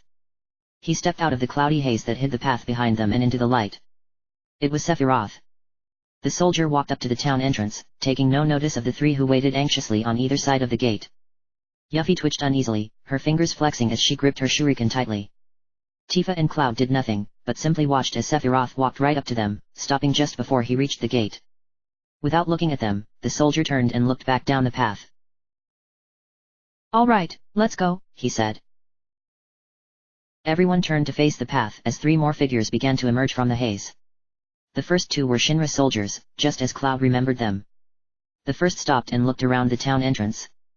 The second soldier stopped by the broken-down truck, looking around anxiously, his face invisible through his helmet. He seemed nervous. First mission, perhaps. Cloud couldn't remember. The third figure stepped out.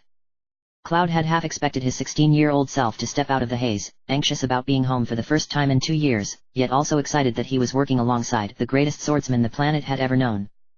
But, Cloud reminded himself, this was one of Sephiroth's illusions. As he had suspected, it was not him who walked between the two Shinra soldiers. It was a different man, taller than Cloud and a good couple of years older than he was. He had a head of spiky black hair that swept across his head and ran down his shoulders. He had strong features, dark eyes, and had an air of confidence that Cloud envied. Strapped across the man's back was the Buster Sword. Cloud's sword. The dark-haired man stood close to Sephiroth and looked round at the town. Yuffie stared at the dark-haired man. She looked over at Cloud, then at Sephiroth, and the two Shinra soldiers. Shaking her head, she said, "Hey. Cloud's not here." Cloud stared at the scene before him, saying nothing. Sephiroth was trying to confuse him, he was sure. He kept telling himself that this was all an illusion, that it wasn't real. The dark-haired soldier, dressed in the same outfit Cloud wore now, was just an illusion. Cloud knew the truth. He remembered it clearly. The people in front of them began to speak, though no sounds passed through their lips. The dark-haired man gestured somewhat familiarly, and Sephiroth responded. Tifa, watching Cloud closely, tried to gauge his reaction. Cloud was ignoring the dark-haired man completely, and was instead focusing all his attention on Sephiroth. His face was blank, though his eyes burned almost feverishly. Tifa bit her lip. She looked down, closing her eyes tightly. "Stop! Sephiroth," she pleaded softly. "This is so stupid," said Cloud angrily. He wanted to look away and make this illusion stop, but he could not take his eyes off Sephiroth. As he watched, Sephiroth began to laugh, like he remembered, with his hand lightly over his mouth to try and stop the laughter. While he laughed, there was a flash of light, and all of a sudden Sephiroth, the two soldiers, and the dark-haired man vanished. Yuffie twisted her head round, but could not see them anywhere. While she looked around, Tifa turned to Cloud, her face full of concern. Cloud, she said, speaking softly. It's just an illusion. Don't worry about it. I don't want it to be an illusion. Yuffie shouted angrily. She stamped her foot, kicking up dirt so real it scuffed her boots. Let's get back to the real world. As she spoke, the white light descended upon them again. The vision of Nibelheim shimmered and faded from view, leaving the three standing once more in an empty world of white. They felt the earth beneath their feet, although they were unable to see it.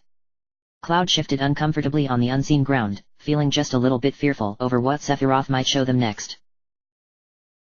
What's next? He asked hesitantly. Stop it already! Yelled Tifa.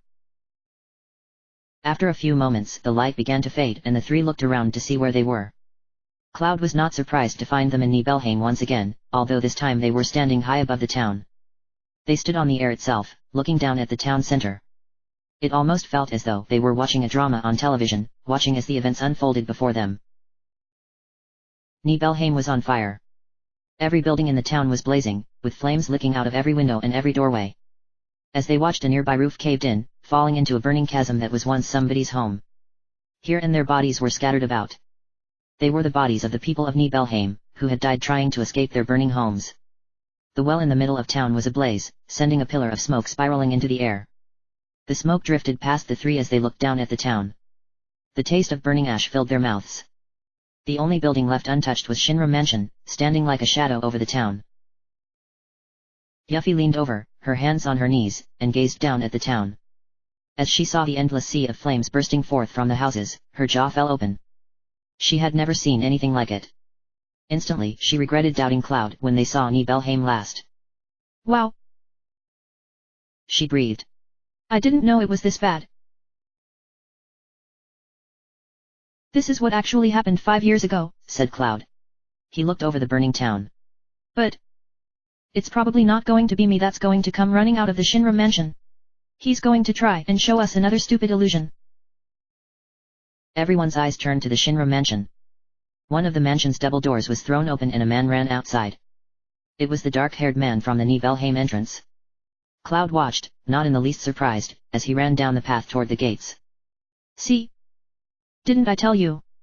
He said with a sigh. The dark-haired man paused at the edge of the gates. His mouth hung open, completely stunned by what he was seeing. He walked forward, slowly at first, toward the edge of the flames. When he could feel the heat of the flames burning against his skin, he stopped and looked around at the devastation. The light of the flames reflected off his face and eyes. Hey, it's you. You're still sane, right? The dark-haired man, and the three spectators above, turned toward the shop. Tifa gasped and her heart ached as she saw Zangan, her old martial arts master, standing by the shop's entrance. An injured boy, badly burned, lay at his feet. He looked dead. She stared at Zangan. Her old master. The one who taught her all she knew about fighting and martial arts. He had been in Nibelheim that day. After everything that happened, she never saw Zangan again. Seeing him now made her heart ache. The dark-haired man nodded, and Zangan motioned for him to come over. Then come over here and help me. The dark-haired man did as he was told. He jumped over the flames and ran over to where Zangan stood. After looking down at the dying boy, Zangan looked up briefly, allowing Tifa to see his face. The fighter choked, her lips trembling and tears welling in her eyes. Crossly she bit her lip and turned away, unable to watch it anymore. I don't want to. Watch this, she said, close to sobbing.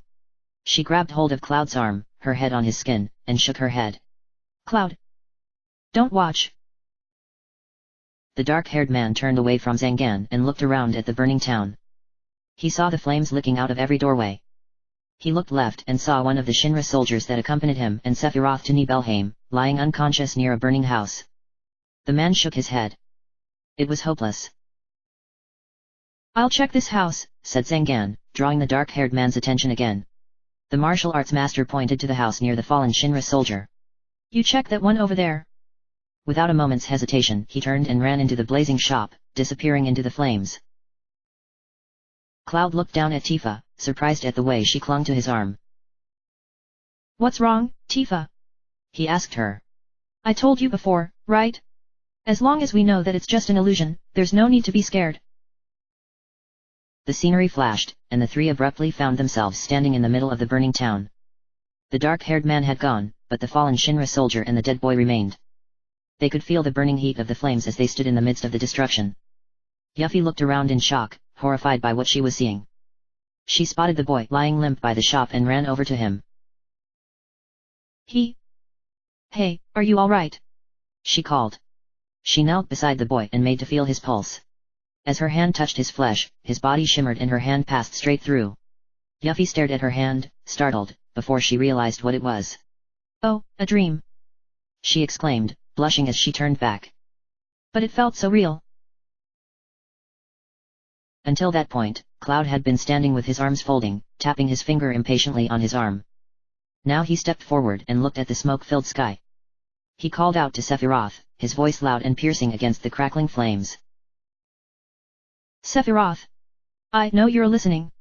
I know what you want to say. Cloud shook his head. That I wasn't in Nibelheim 5 years ago. That's it, isn't it? The air around them flashed as Sephiroth appeared in front of them. The beginnings of a smirk played on his long, pale face. His eyes, glowing with the power of the Mako that filled them, glinted in the firelight. I see you finally understand, he said. Cloud walked toward Sephiroth, his eyes held in Sephiroth's shrewd gaze. What you are saying is that you want to confuse me, right? The ex-soldier demanded harshly. But even making me see those things won't affect me. I remember it all. The heat of the fire. The pain in my body. And in my heart. The smile on Sephiroth's face grew wider. He shook his head. Oh, is that so? He said, his voice deliberately calm. You are just a puppet. You have no heart. And cannot feel any pain. How can there be any meaning in the memory of such a being? What I have shown you is reality. What you remember, that is the illusion. The two locked gazes. The corner of Cloud's mouth twitched and he clenched his fists tightly, as though he was having difficulty controlling his anger. Sephiroth spoke so calmly and so sardonically it infuriated him. He was sorely tempted to draw his sword right there and then, but something stopped him. Swallowing his anger, he unclenched his fists and shrugged. It didn't matter. It was all lies, anyway. What was the point in getting angry over meaningless lies? Cloud? Came Tifa's voice. Sephiroth interrupted her. Do you understand? He asked. I don't want to understand, said Cloud. He turned away, his blood beginning to pound painfully inside his head. But, he added, glancing at Sephiroth through the corner of his eye. I want to ask you one thing. Why? Why are you doing this? Sephiroth's body flashed and vanished. He re-emerged a second later in front of Cloud, standing by the wall of flames in between Yuffie and Tifa. The young ninja and the fighter, startled by his sudden reappearance and how close was to them, jumped up and ran over to stand behind Cloud. The smile on Sephiroth's face widened further, and a chuckle escaped his lips. I want to take you back to your real self, said Sephiroth when he suppressed the laughter. The one who gave me the black materia that day? Who would have ever thought a failed experiment would prove so useful? Hojo would die if he knew. Hojo! Cloud exploded. What does he have to do with me? Sephiroth raised an eyebrow and looked at Cloud. He seemed amused by the young man's anger. His eyes glinted in the firelight as he explained. 5 years ago you were constructed by Hojo, piece by piece, right after Nibelheim was burned, he said. A puppet made up of Genova cells, her knowledge, and the power of the Mako. An incomplete Sephiroth clone.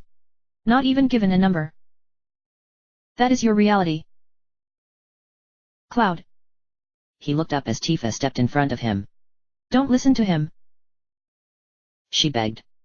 Looking down, she shook her head vigorously, sending her brown hair flying across her face. Close your ears. Close your eyes. What's wrong, Tifa? Said Cloud. I'm not affected by it. I wasn't paying attention. He was lying. She knew it.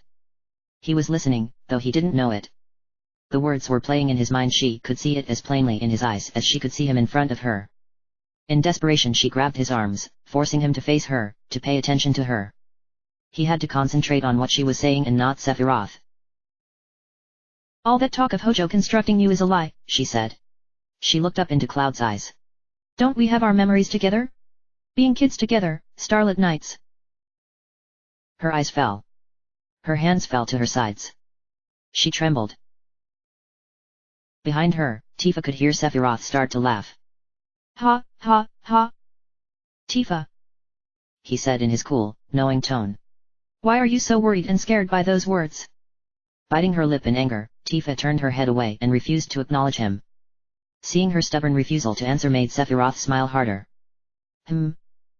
Shall I show everyone here what's in your heart? Cloud looked down at Tifa.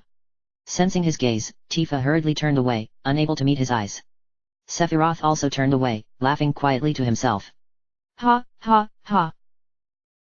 She heard him chuckle. You look like you're not feeling well. He laughed again, vanishing as he did so. With Sephiroth gone, Cloud turned his attention to Tifa. The young woman was refusing to look at him. All he could see was her hair, tangled and windswept after trekking through the mountains. He reached out to touch her, but let his hand fall. Tifa. Is Sephiroth right? Cloud. Why are you so scared? He asked her. Don't worry about me. I'm all right. No matter how confused I am, I'll never believe a word that Sephiroth says. He looked to see her response. Tifa did not say anything. After staring at her for a moment, Cloud lowered his head and looked at the ground. It's true that sometimes I can't figure out who I am. There's a lot of things muddled up in my memories. But, Tifa.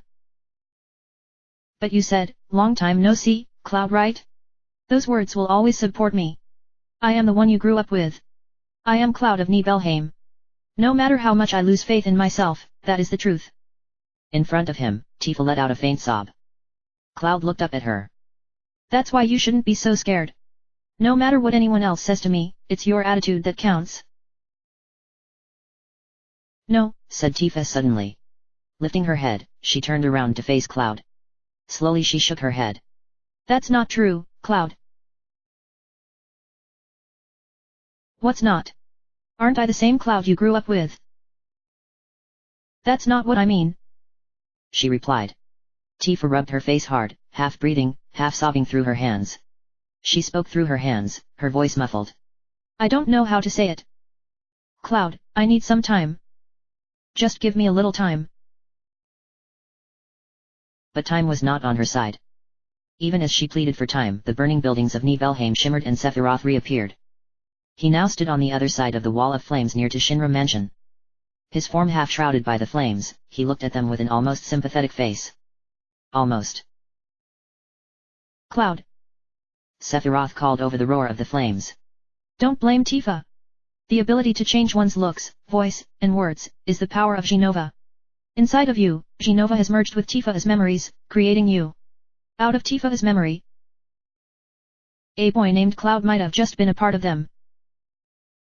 Before anyone could say anything, Sephiroth vanished again.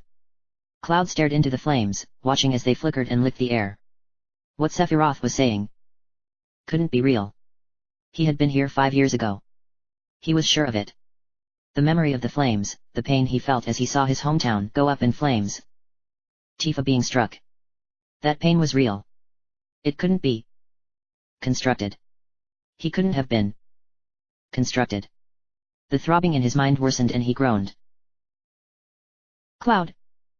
Cloud opened his eyes as he heard Tifa's soft voice beside him, felt her gentle touch on his arm.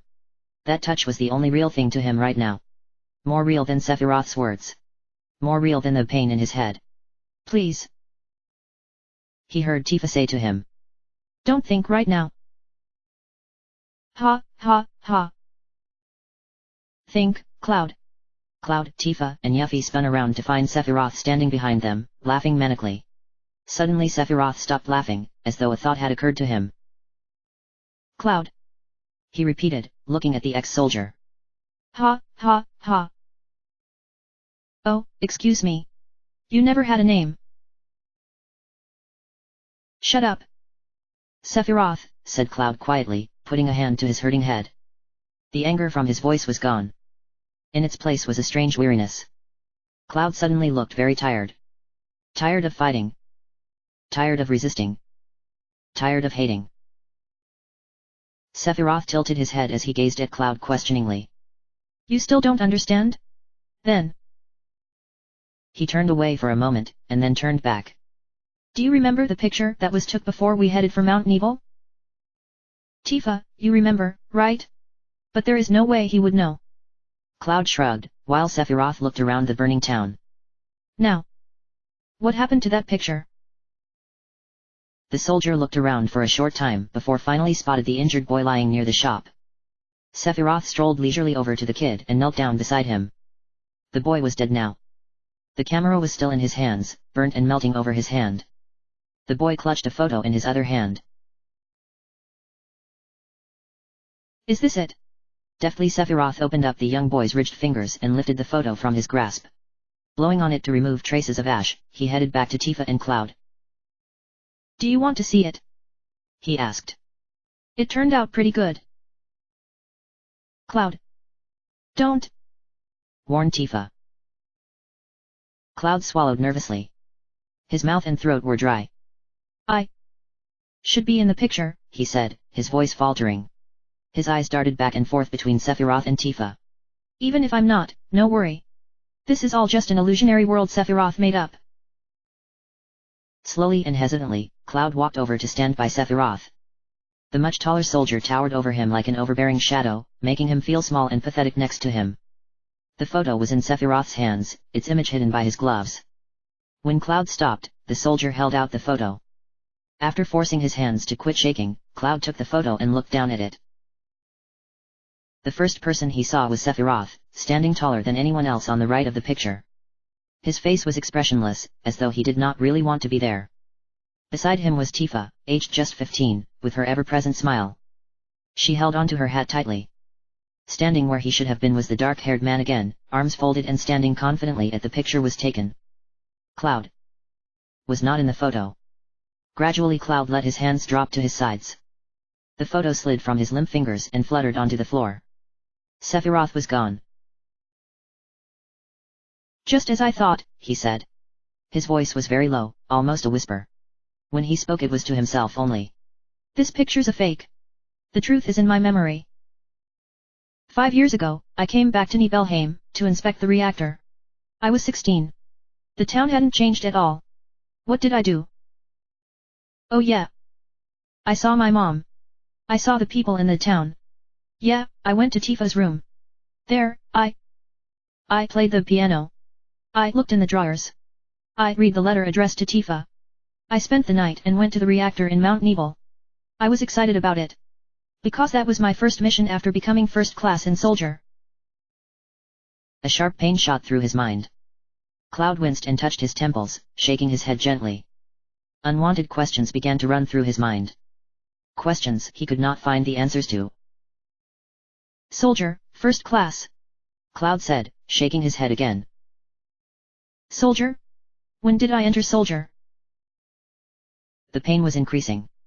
Each time Cloud tried to recall the memories he knew should be there, the pain worsened and pushed away the memories he so desperately wanted. A sharp stab of pain hit him behind his eyes and Cloud gasped. He clutched hold of his head, digging his nails harshly into his skin so that he could claw out the memories and drag them to the surface. His body began to shake uncontrollably as more questions came unbidden to his angst-ridden mind. How did I join soldier? He cried. He fell to his knees. His hands eventually drew blood, which slicked down his fingers and hands. Why? Why can't I remember? He struggled to sit up. I'm. Suddenly he stopped. He let go of his head. The side of his head dripped with blood clawed by his hands. Shakily he stood up, faltering a little at first but regaining his balance. He did not look at Yuffie or Tifa, who were watching in silence close by. Cloud, said Tifa. Let's go, Tifa. I'm all right.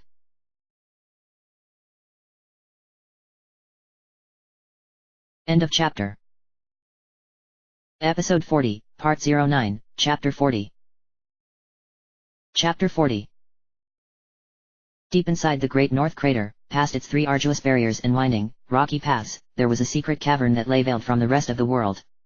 Until 5 years ago, not a single soul had set foot in this cavern. Its secrets that had lain buried for more than 2,000 years and were as old as the planet's wounds had not been disturbed since that time. The intruder of 5 years previous had done nothing to awaken the planet's darkest secret, and so it continued to sleep, watch, and wait. Now a number of people were entering the cavern. There were 3 in total. The first was Rufus Shinra. The folds of his long white coat swayed gently behind him as he walked at a steady pace into the cavern. As he passed through the cavern's entrance, he was suddenly bathed in a dazzling blue light coming from somewhere above him. He stopped and looked into the light. Behind him came Scarlet. The woman walked boldly and with poise, strolling into the cavern as if she owned it all simply by being there. Her red silk dress reflected the light coming off the walls. As she gazed upon the contents of the cavern, her thin lips widened into a covetous grin. She did not gaze upon the glowing rock face and bask in its beauty as Rufus did. When Scarlet looked at the crystalline walls, her thoughts went immediately to the money. She laughed, her voice resonating off the walls. Wow! She chuckled. That's amazing! The sight of the wall sent pleasurable shivers down her spine as she began to count the capital. Gently, she touched her soft lips with the tips of her fingers. Hungrily, she bit the tip of her finger. As Scarlet walked closer to inspect the glowing wall, the third and final person entered the cavern. Hojo walked into the cavern with his hands behind his back. He looked around the cavern with only vague interest, noting every detail down in his mind for future examination. Though he was impressed with the levels of Mako flowing in this obviously important cave, it was not the most important thing on his mind. His thoughts were on something far more important than the Shinra's hopeless search for the promised land. He glanced around the cave once more, thinking. Scarlet stopped beside the wall. She leaned over to inspect it, the side of her dress falling teasingly over her thighs. Though the wall was dark, it glowed with a dark blue hue, a sign of the compressed Mako that made it. Satisfied, she turned her gaze upward and gasped. Up in the high reaches of the cavern, a giant cocoon of branches wound their way across the roof. The branches were built like a web or giant nest. The source of the cavern's light came from above, as the Mako wall from outside shone down through the crater and flickered through the branches. The light above the branches was so bright they could not see what lay beyond it. What they did know, however, was that it was rich in Mako. It's all materia, said Scarlet in awe. The outside is rich with Mako energy, said Rufus, also looking up at the cavern roof. The inside is a treasure trove of materia. This is truly the promised land. Behind the two, over by the cavern's entrance, Hojo snorted noisily. There is no such thing as the promised land, the scientist said scornfully. Scarlet turned to look at him. Hojo looked around the cavern in distaste, before turning his nose up at it all. It's a legend. An old wives' tale. It's utterly ridiculous. Ignoring Hojo's blasé remarks, Rufus continued to gaze up at the Mako-filled cavern. He smiled. Everything's as I imagined it to be. Isn't it splendid? Hojo guffawed loudly. Rufus frowned and glared at the scientist angrily, his blue eyes blazing. It is that kind of dullness that makes you a second-rate scientist, he said sharply. Hojo said nothing and turned away from the president, instead focusing his attentions on the cavern entrance. Rufus continued to glare at the bumptious scientist, considering sending him back to the airship. Suddenly, the cavern began to shake violently. The Shinra president rocked from side to side, his arms spread to keep his balance. Scarlet struggled to stay on her feet in her ridiculously high heels. The sound of a roar rumbled from the depths of the Mako wall. The three turned to face the wall. What's happening? Rufus demanded. Regaining her balance as the quake subsided, Scarlet stepped forward to examine the wall. As she approached, something moved within the wall and she stepped back rapidly, her eyes wide with fright. It's coming from within the wall, she cried, near hysterical. Something's in there. It's moving. Weapon. Then it really does exist. Hojo murmured softly to himself. Scarlet and Rufus turned round to face the elder scientist. As the two turned, a large outcrop in the rock face opened up. A large eye peered through the opening, its iris and elliptical pupil the same texture and shade as the rock. I didn't believe in it, Hojo said, as the eye blinked at them and then closed again. No one saw it move. What does this mean? Rufus asked him. Slowly Hojo turned around to face the president and Scarlet. Truth be told, he had almost forgotten that they were there. But it was no matter. They would learn what weapon was soon enough. After looking at Rufus, to Scarlet, and back to Rufus, he began to recite what he knew of weapon. Weapon. Monsters created by the planet. It appears when the planet is in danger, reducing everything to nothingness. That's what was stated in Professor Gast's report.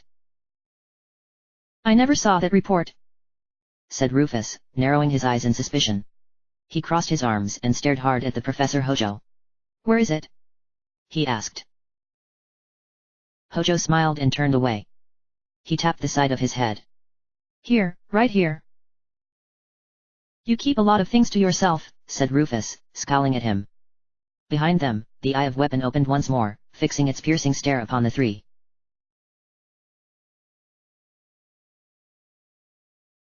Meanwhile, Red 13 and the others were still waiting on the windy path outside of the crater.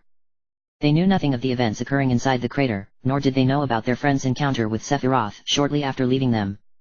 But as time ticked by, Red 13 became more and more concerned. He found himself unable to keep still. He paced around until Barrett ordered him to sit and keep still. Red 13 obeyed, but his tail continued to twitch. Where were they? Every now and then, Red 13 would stop and looked back at the black materia, which was still clipped behind his ear.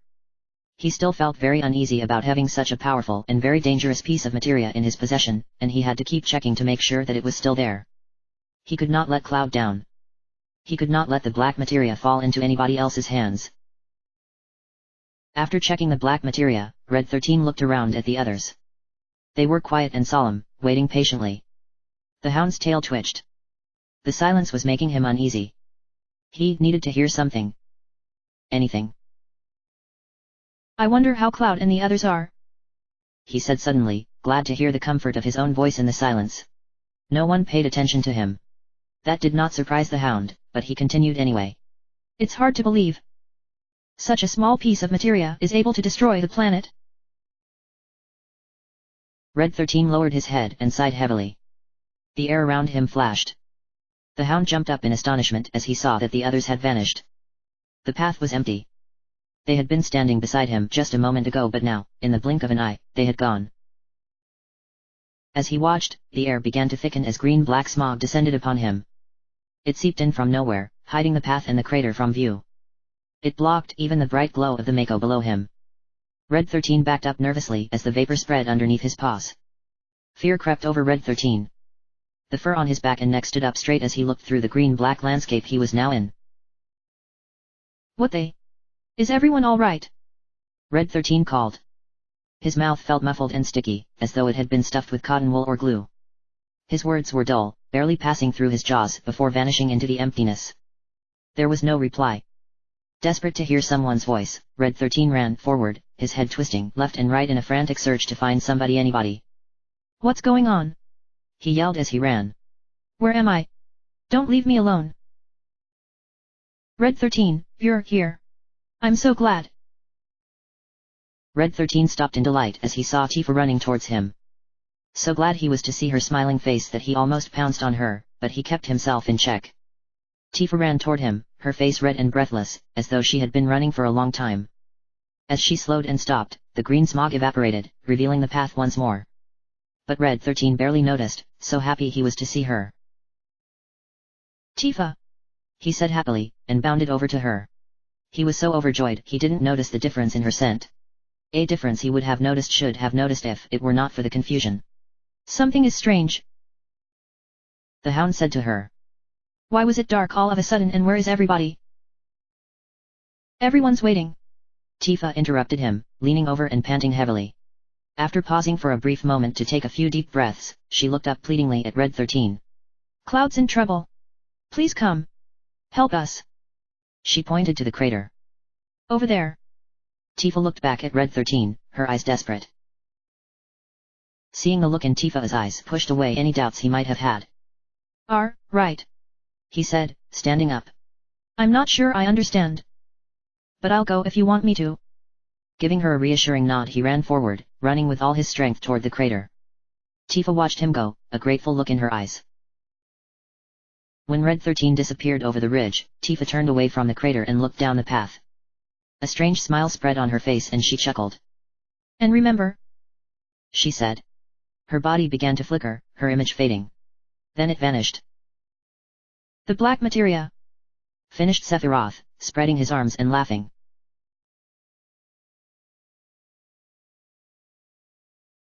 Mr. President, said Scarlet, her eyes wide and trembling as she looked around the cavern. I've got a bad feeling about this place. Rufus nodded in agreement. He was beginning to feel the same. When they entered the cavern it had been peaceful and serene. Now a sense of malevolence was beginning to grow deep within the cavern walls. Whatever it was that was moving in there, weapon or otherwise, clearly did not want them in there any longer. Maybe we should go back to our ship now, he advised, turning to her. We need to prepare for the inspection anyway. Scarlet nodded, thankful.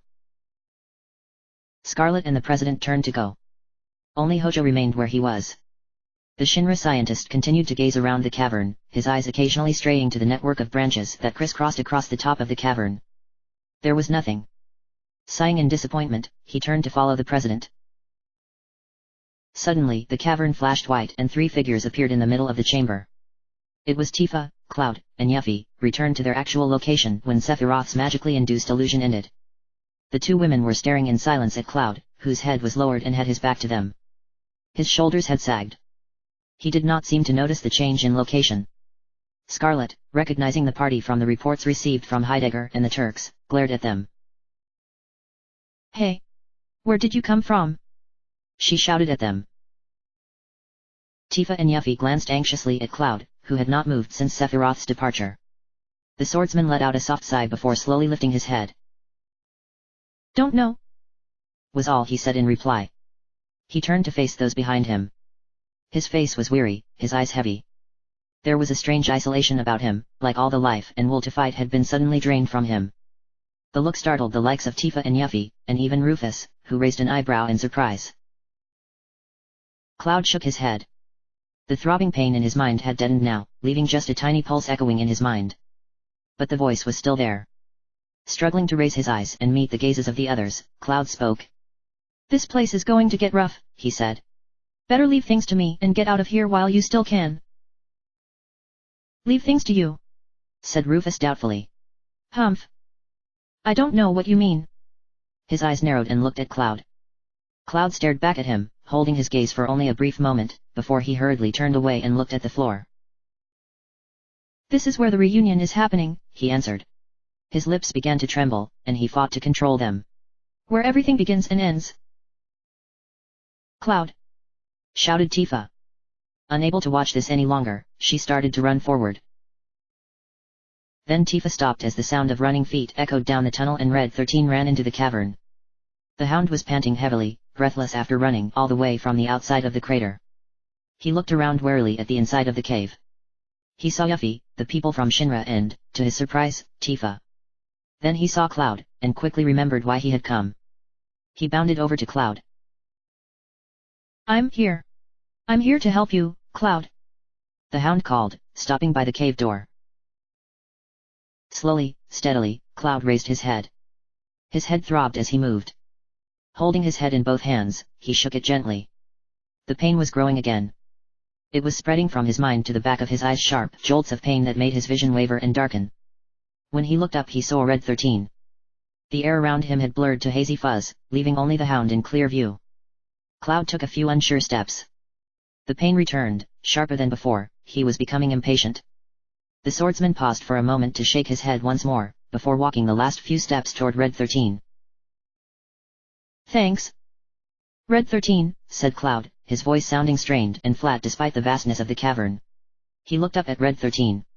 The haze had spread around the hound. Now only his head was clear. Cloud blinked. Where is the black materia? Cloud! Yelled Tifa again. Red 13 replied, It's safe. I'm holding on to it. To prove to Cloud that he still had it, he tilted his head to the side, revealing the feathery clip he wore just behind his ears. In the clip's thick metal band was the black materia, resting soundly in its curved slot. The materia's black surface was dull, though a cloudy night blue was swirling inside it. Cloud's eyes widened a little as he saw it and he smiled a little.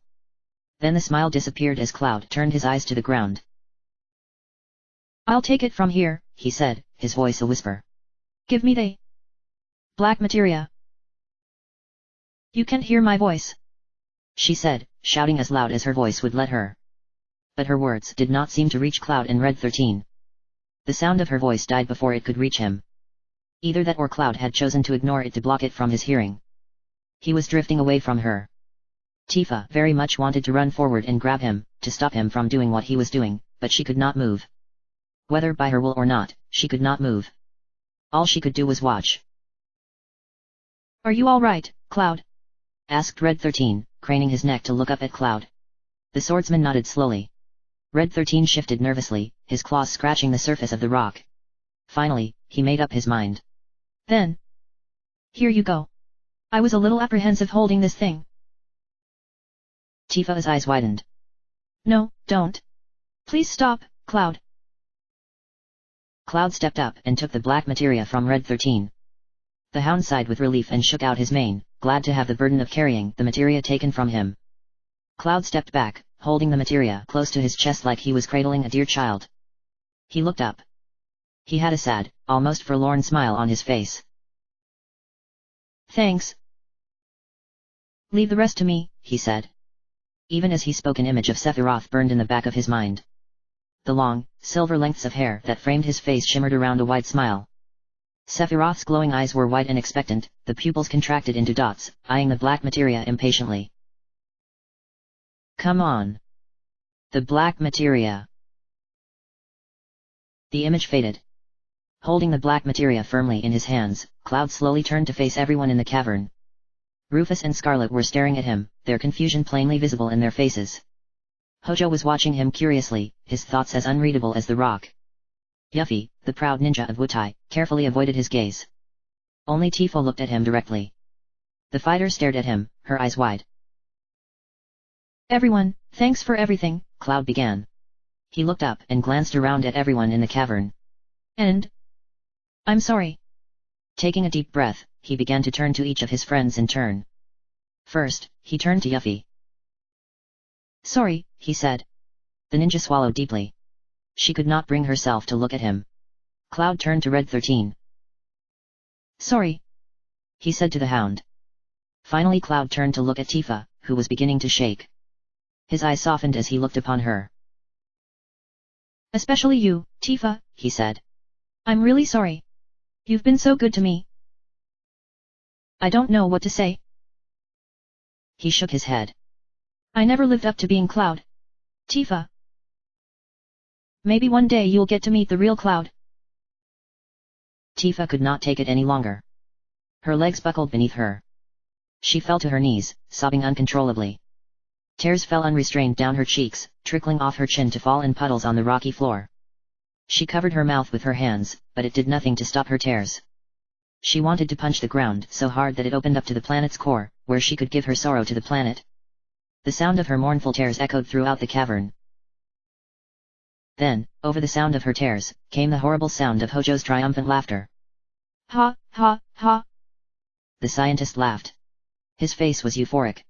Cloud turned to face him. This is perfect. It means that my experiment was a complete success. What number were you? Hojo looked down at Cloud's arm. His smile ceased. Hey? Where is your tattoo? Professor Hojo, said Cloud hesitantly, walking up to the scientist. I don't have a number. You didn't give me one because you said I was a failed experiment. What they? Hojo turned away. You mean only a failure made it here? Professor. Please give me a number. Please, Professor. Professor Hojo turned back, his face fierce. Shut up, miserable failure. Cloud sagged, his last sense of self shattering into pieces within his heart. He did not belong here either, it seemed. Suddenly his mind burned with Sephiroth's image and he felt himself being lifted up from the ground, carried by someone else's will. Despairingly Cloud looked up into the nest of branches above, searching for some shred of fellowship within the piercing light. The light was cold and hurt his eyes, but he refused to look away. He was hovering now, floating in the middle of the cavern just beyond everyone's reach. Cloud glanced down long enough to see everyone staring up at him, startled and afraid. Cloud then closed his eyes and submitted to the force that was holding him. Instantly he shot upward, breaking through the lower canopy of branches and disappearing into the nest. Who was that? Asked Rufus, looking up. Hojo answered him. He's a Sephiroth clone I created after the real Sephiroth died 5 years ago. Genova cells and Mako, with my knowledge and skills, have been combined with science and nature to bring him to life. I'm not wild about the failure part, but the Genova reunion theory has been proven. The professor came forward, his thin lips twisting into a smile. You see, even if Genova's body is dismembered, it will eventually become one again. That's what is meant by Genova's reunion. I have been waiting for the reunion to start, he continued. 5 years have passed, and now the clones have begun to return. I thought the clones would begin together at Midgar where Genova is stored. But my predictions were not entirely correct. Genova itself began to move away from the Shinra building. Up in the branches of the nest, Cloud sat upside down on a branch. His legs were drawn up to his chest, his forehead resting on his knees. He hugged his arms close to his chest, the black materia still in his hands. He held onto it tightly as he listened to what Professor Hojo was saying down below. As he listened, he slowly uncurled himself and stood up, glancing down at the gathering below. Professor Hojo was still talking. But being the genius that I am, I soon figured it out. You see, it was all Sephiroth's doing. Sephiroth is not just content to diffuse his will into the life stream, he wants to manipulate the clones himself. Cloud sat back down. Yes, that was how it got started, he thought. I wondered where the clones were going, but I was never able to figure it out. I couldn't figure it out either. Cloud leaned his head against the branch behind him. The one thing that I did know was that Sephiroth was at their final destination. Cloud sighed heavily. I wasn't pursuing Sephiroth, he thought to himself bitterly. I was being summoned by Sephiroth. All the anger and hatred I bore him made it impossible for me to forget him. That and what he gave me. Cloud swallowed hard and pushed himself to his feet. He looked around at the upturned nest. The branches wound around him, piercing through the light.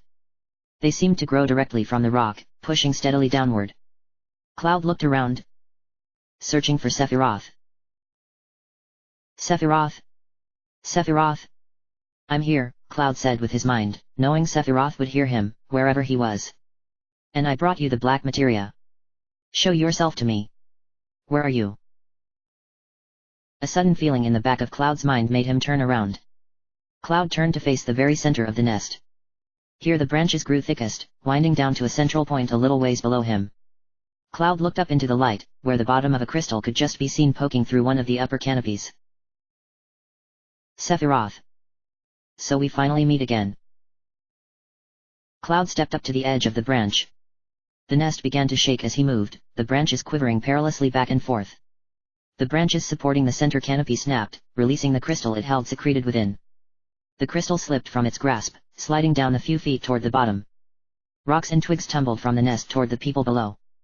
Rufus and Scarlet ran from the cavern as the twigs fell, Scarlet screaming for her life. Inside the crystal, a lone figure was sleeping. Though human in appearance, the body from the waist down had gone, dispersed into the life stream before the protective crystal could contain it. The torso above was bare, revealing the well-built chest, strong face, and long silver hair of Sephiroth. The swordsman's eyes were closed in sleep. However, the spirit inside was all too awake. The disturbance of the nest caused a great disruption in the cavern. An earthquake began to rupture the walls around them. Small chunks of rock became dislodged from the wall, crumbling to the ground. The ground shook and a deep growling noise rumbled from within the wall. Even as the rocks fell, Hojo looked up at the nest in delight. Did you see it? It's Sephiroth. So he is here. The scientist laughed heartily, his eyes burning almost feverishly. This is perfect. Both Genova's reunion and Sephiroth's will. They won't be diffused into the life stream, but gathered here. He laughed again. What are you so happy about, Professor? Tifa barked, her eyes livid as she glared at the mad scientist. You know what this means, don't you? Cloud has the black materia. Sephiroth is going to summon Meteor. Every single person is going to die. Hojo simply looked at her and smiled. Tifa clenched her fists tightly. Didn't he care what happened to the planet, to the people that lived on it? She was about to smack that conceited smirk from Hojo's face when Rufus walked back into the cavern.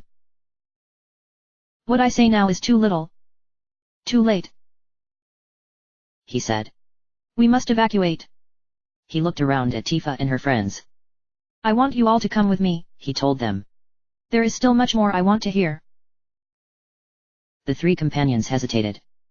Despite how much danger they were in, with the cavern beginning to break apart around them, the last thing they wanted was to put their lives in the hands of the Shinra. They looked up. Cloud had stepped down from the branch and was now floating in midair in front of the crystal where Sephiroth slept. Red 13 ran forward, shouting over the roar of falling rock. Cloud, no. Stop. Please. As they watched, Cloud began to float down away from the crystal. The young swordsman keeled over, holding his head tightly in his hands and moaning as though in pain. Suddenly, he was pulled up again toward the side of the crystal. Cloud! Called Tifa. It was no use. Cloud could not hear her. The unseen force that held him was pulling him toward the crystal. The sound of the cavern breaking apart and Tifa's voice was drowned out by the call of Sephiroth, demanding the black materia. Cloud shook his head, pushing all doubts aside, and moved toward the crystal. He held out the black materia as he pushed his hand toward the crystal. The crystal's surface liquefied at Cloud's touch, becoming a water-like substance that allowed Cloud's hand to enter the crystal. He extended his hand and released the black materia to Sephiroth's will. As Cloud pulled his hand away, the materia began to glow, emitting a dark black light that filled the crystal and cast an eerie light over Sephiroth's face and torn torso. Sephiroth's face remained unmoving as the crystal began to vibrate with incalculable power. Bolts of lightning and swirls of dark cloud began to erupt from the materia's surface, filling the crystal with its powerful energy. As the crystal shook, the nest shook with it, sending great tremors down the branches toward the cavern walls. Down below, the eye of weapon snapped open as the ground began to shake and tremble violently. Tifa and the others fled for their lives as the ground began to burst from the inside, as though something large and powerful was trying to force its way out from deep beneath the planet's surface. The tremors caused the crystal to fall free of the nest, and it fell to the cracking ground. The abandoned nest then fell apart as the waves of Mako flowing above crashed down into the cavern like a raging waterfall. Outside, a great beam of light rose from the depths of the north crater, bursting past the barriers and swirling wall and up into the night sky. The pillar of light expanded, shattering the Mako wall and beginning to spread further across the outer crater. As it moved, the Shinra airship took flight, speeding away from the crater as fast as possible. Inside the crater, a great being awoke and stepped out of the darkness. Giant in size and covered with a body of great dark blue armor, its yellow eyes flashed as it was brought from the darkness of sleep and into life. Lightning surged past its body as it rose swiftly from the crater, breaking free from the Mako light and into the sky, where it vanished into the night. A long, metallic arm rose from the icy depths. Long fingers, tipped with sharp claws, dug deep into the ice as a second creature climbed from the crater and onto the surface. It was another giant, with shoulders as massive as the inner crater, and emitting a red light from its face, presumably its eyes. As it clambered up from the ice and let its massive frame stand on the planet's surface, it raised its arms and roared. On the airship above, Kat bounded over the deck toward Tifa and the others, who had gathered at the railing to see what was happening. They saw the two giants emerge from the ice, felt the fear that was brought with them as they broke through to the surface. Suddenly the airship shuddered, and those on board toppled and fought for balance as the deck tilted from side to side. They turned to find that a third monster had risen from the crater's depths and was hovering alongside the airship. This one resembled a great metallic dragon that rivaled even Neo-Bahamut in size and strength. It hovered beside the airship, a red-pink hole in the center of its chest glowing like a beacon in the night. The dragon looked down at the airship, which was meager in size compared to its great bulk. This knowledge was visible in the dragon's eyes, which were as red as fire. The monster roared, and all those on board the airship had to cover their ears to block out the noise. The hole in the dragon's chest began to pulse, and blue ripples of light began to swell in front of it. It was preparing to leave. The crew of the airship rushed to turn the ship around, and were only halfway through a turn when the dragon surged forward. The shockwave created by the dragon's passing schemed the side of the airship, causing it to rock precariously back and forth once more. On deck, Tifa struggled to keep her balance as the deck rocked violently from port to starboard. The surging wind blew her hair in front of her face and fought to knock her over. She in turn fought to stay upright, fighting against the wind. Suddenly the airship rocked forward, knocking Tifa off her feet. She fell hard onto the wooden deck as Barrett ran up to her, too late to catch her but quick enough to stop her rolling off the deck. Tifa glanced up at him through eyes watery and bleary from the wind before her eyes rolled back and she passed out. Barrett looked over the starboard side of the airship. The light around the north crater gathered and exploded as four monsters burst forth from its depths, rising in waves of light into the sky. The first two rose first, exploding into the sky and flying at high speed away from the crater. Two new ones followed it, red and green, zipping through pillars of light into the distance. As the light around the north crater began to fade and the monsters disappeared over the horizon, the airship flew away, its passengers wondering what was going to happen next.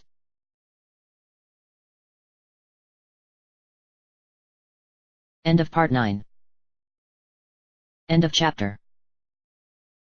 End of book.